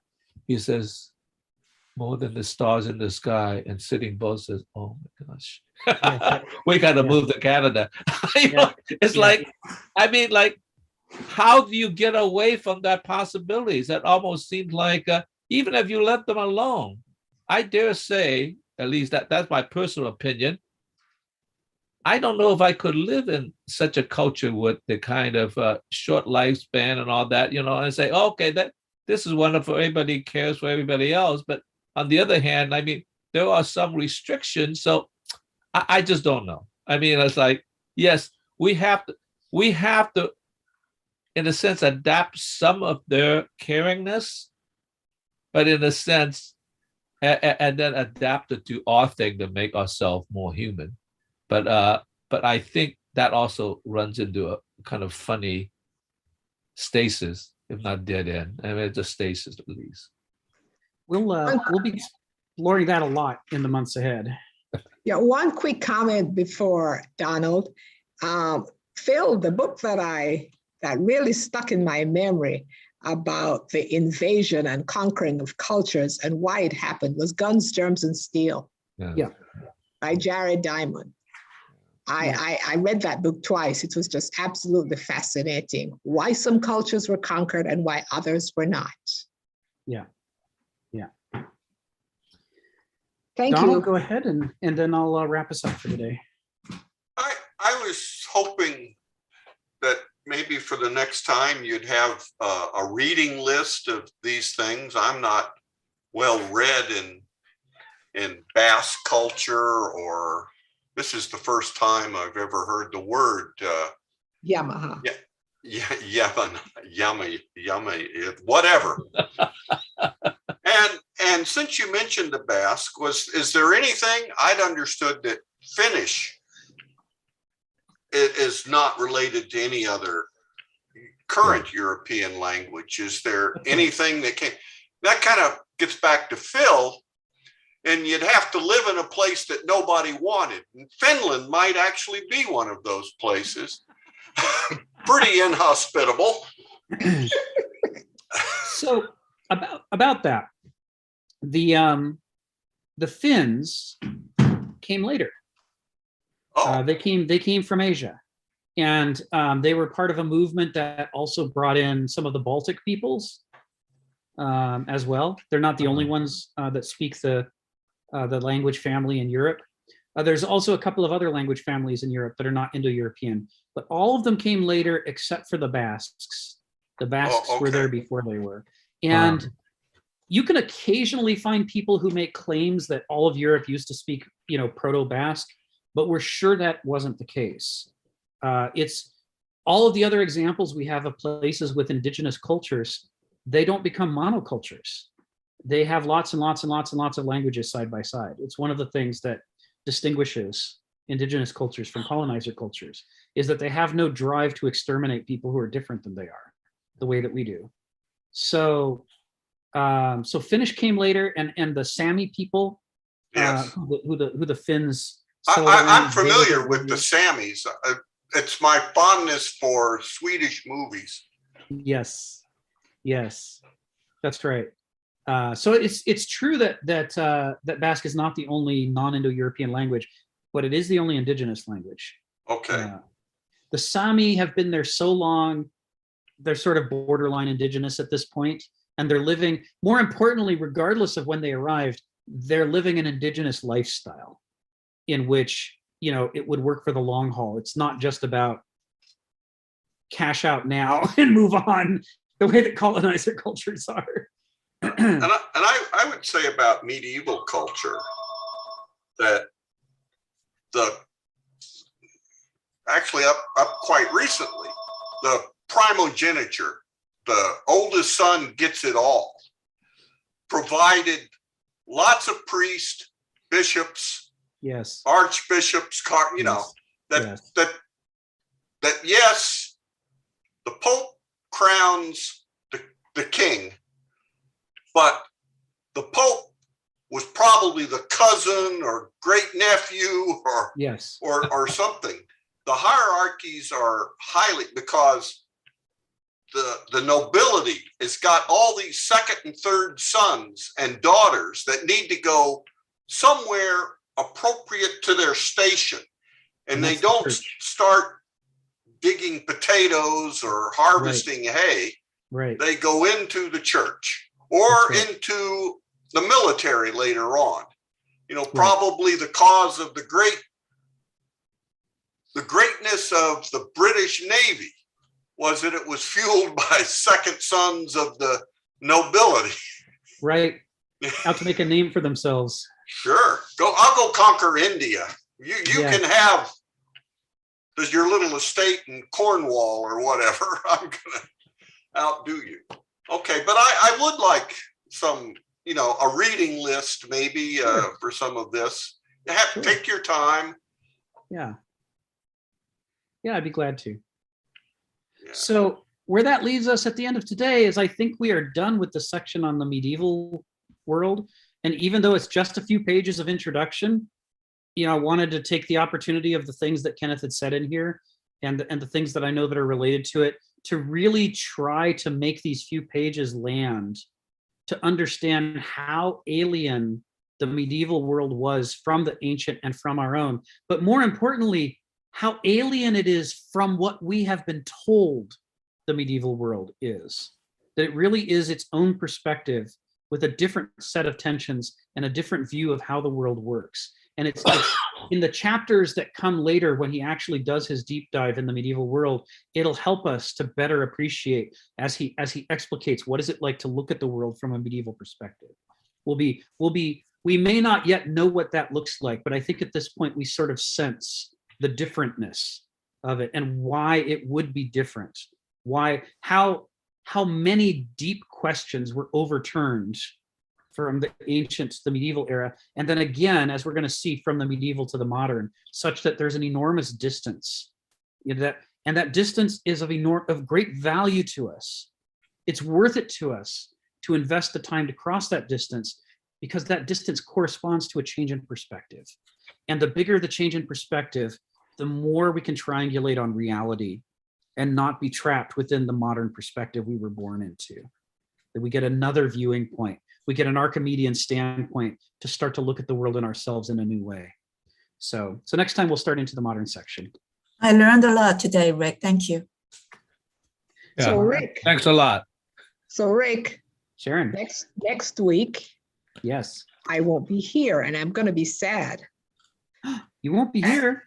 No, it's double sad. I'm going to go to a funeral of one of my very best friends of 40 Oh. years. That's very sad. So it's I'm so sad that sorry. I'm missing you and sad that I have to do this, but I must. So you're going to talk about the moderns next time, correct? Yes. Okay. Yes. Thanks for being here, Sharon. We always Yeah. enjoy you. So Oh, Do- thank do you like Rick very and- much. do like Rick encouraged me. Go to YouTube, type in David Roll, Yes. and all of these sessions will pop up and you can play them. Yes, I in fact- will. In fact, I got a good nap in the middle of that 3 hour. I had to back up and We I had see to back you, we up see and you. listen to parts of it again, or for the first time, but the second time I played them. But Yeah. Outstanding. Thank you for your confession, Donald. yeah, well, I'm we too much see- of a we chicken to watched confess you, we mine. watched you nap, and we hope you didn't fall off the chair. no, I was safely, but yeah, and it's nice not to hear yourself since you're not in the session, you're listening. But the participation is one of the highlights of my Monday, and I really like it because I'm really learning, and it's making me read more. My brief history of my brief course of world history is absolutely fascinating, just because of these 3 sheets. Yeah. You Yeah. know, And you know, I just have to mention this. When I was 7 or 8 year old girl in Korea, South Korea, didn't know anything about America or the rest of the world. I didn't know anything about anything, but I do remember Aesop's fables, and I still remember the stories from those stories. And I never ever thought that they came from some other place than little Korea that I was living in. You know, Oh, from really? Greece, absolutely. And I thought, oh my God, you know, so that's another enlightening. They're like timeless, right? Yeah, They yeah, transcend yeah. culture. I mean, one particular story I remember was that some animal that didn't help out throughout the year. And then when the harvest season came and they made bread and everybody was enjoying it, and this person was left out to not participate in the enjoyment of the ants and feast. the grasshopper, I think it was. Yes. Oh, it was, which one was it? The ants and the grasshopper. The ants, or the ant, stored up its food, you know, made hay while the sun shined, and the grasshopper just sat around chirping, having a good time. Yes. Oh, is that right? I encourage everyone to go find, and Rick, you'll have to help, Kenneth's commentary I'll look on for it. the ants and the grasshopper from Aesop. Absolutely will ruin it as a fable for you, but will provide tremendous insight into how you look at these epical issues. I'll look for it right now. It's I have no idea where I read it or whatever, but Yeah. it's I'll dig it out for next time. Yeah. but Kenneth's viewpoint, I find it's pretty interesting sometimes. So I'm going to look that fable up and see what. Yeah, he I'm going to do thinks. that right now when I get off the phone right here, you know. Yeah. Well, Okay, yeah, just if you can find it. If not, I will say something, but I hope everyone can read it without me saying anything about it before time. I'll find it. I'll share it. okay. Thank you very much, See you Rick. guys in 2 weeks. Bye, Rick. Thank you Guys in 2 again. weeks. And Bye. And the way you brought out the inversions in these epics has been really good, Rick. Really, really well done. Thank you. Bye, Jenny. Bye. Bye, Donald. Bye, Sharon. Bye, Stephen. Yeah, Bye, bye, Donald. Stephen. Oh, see you next time. Yeah. See you next week. Yeah, great.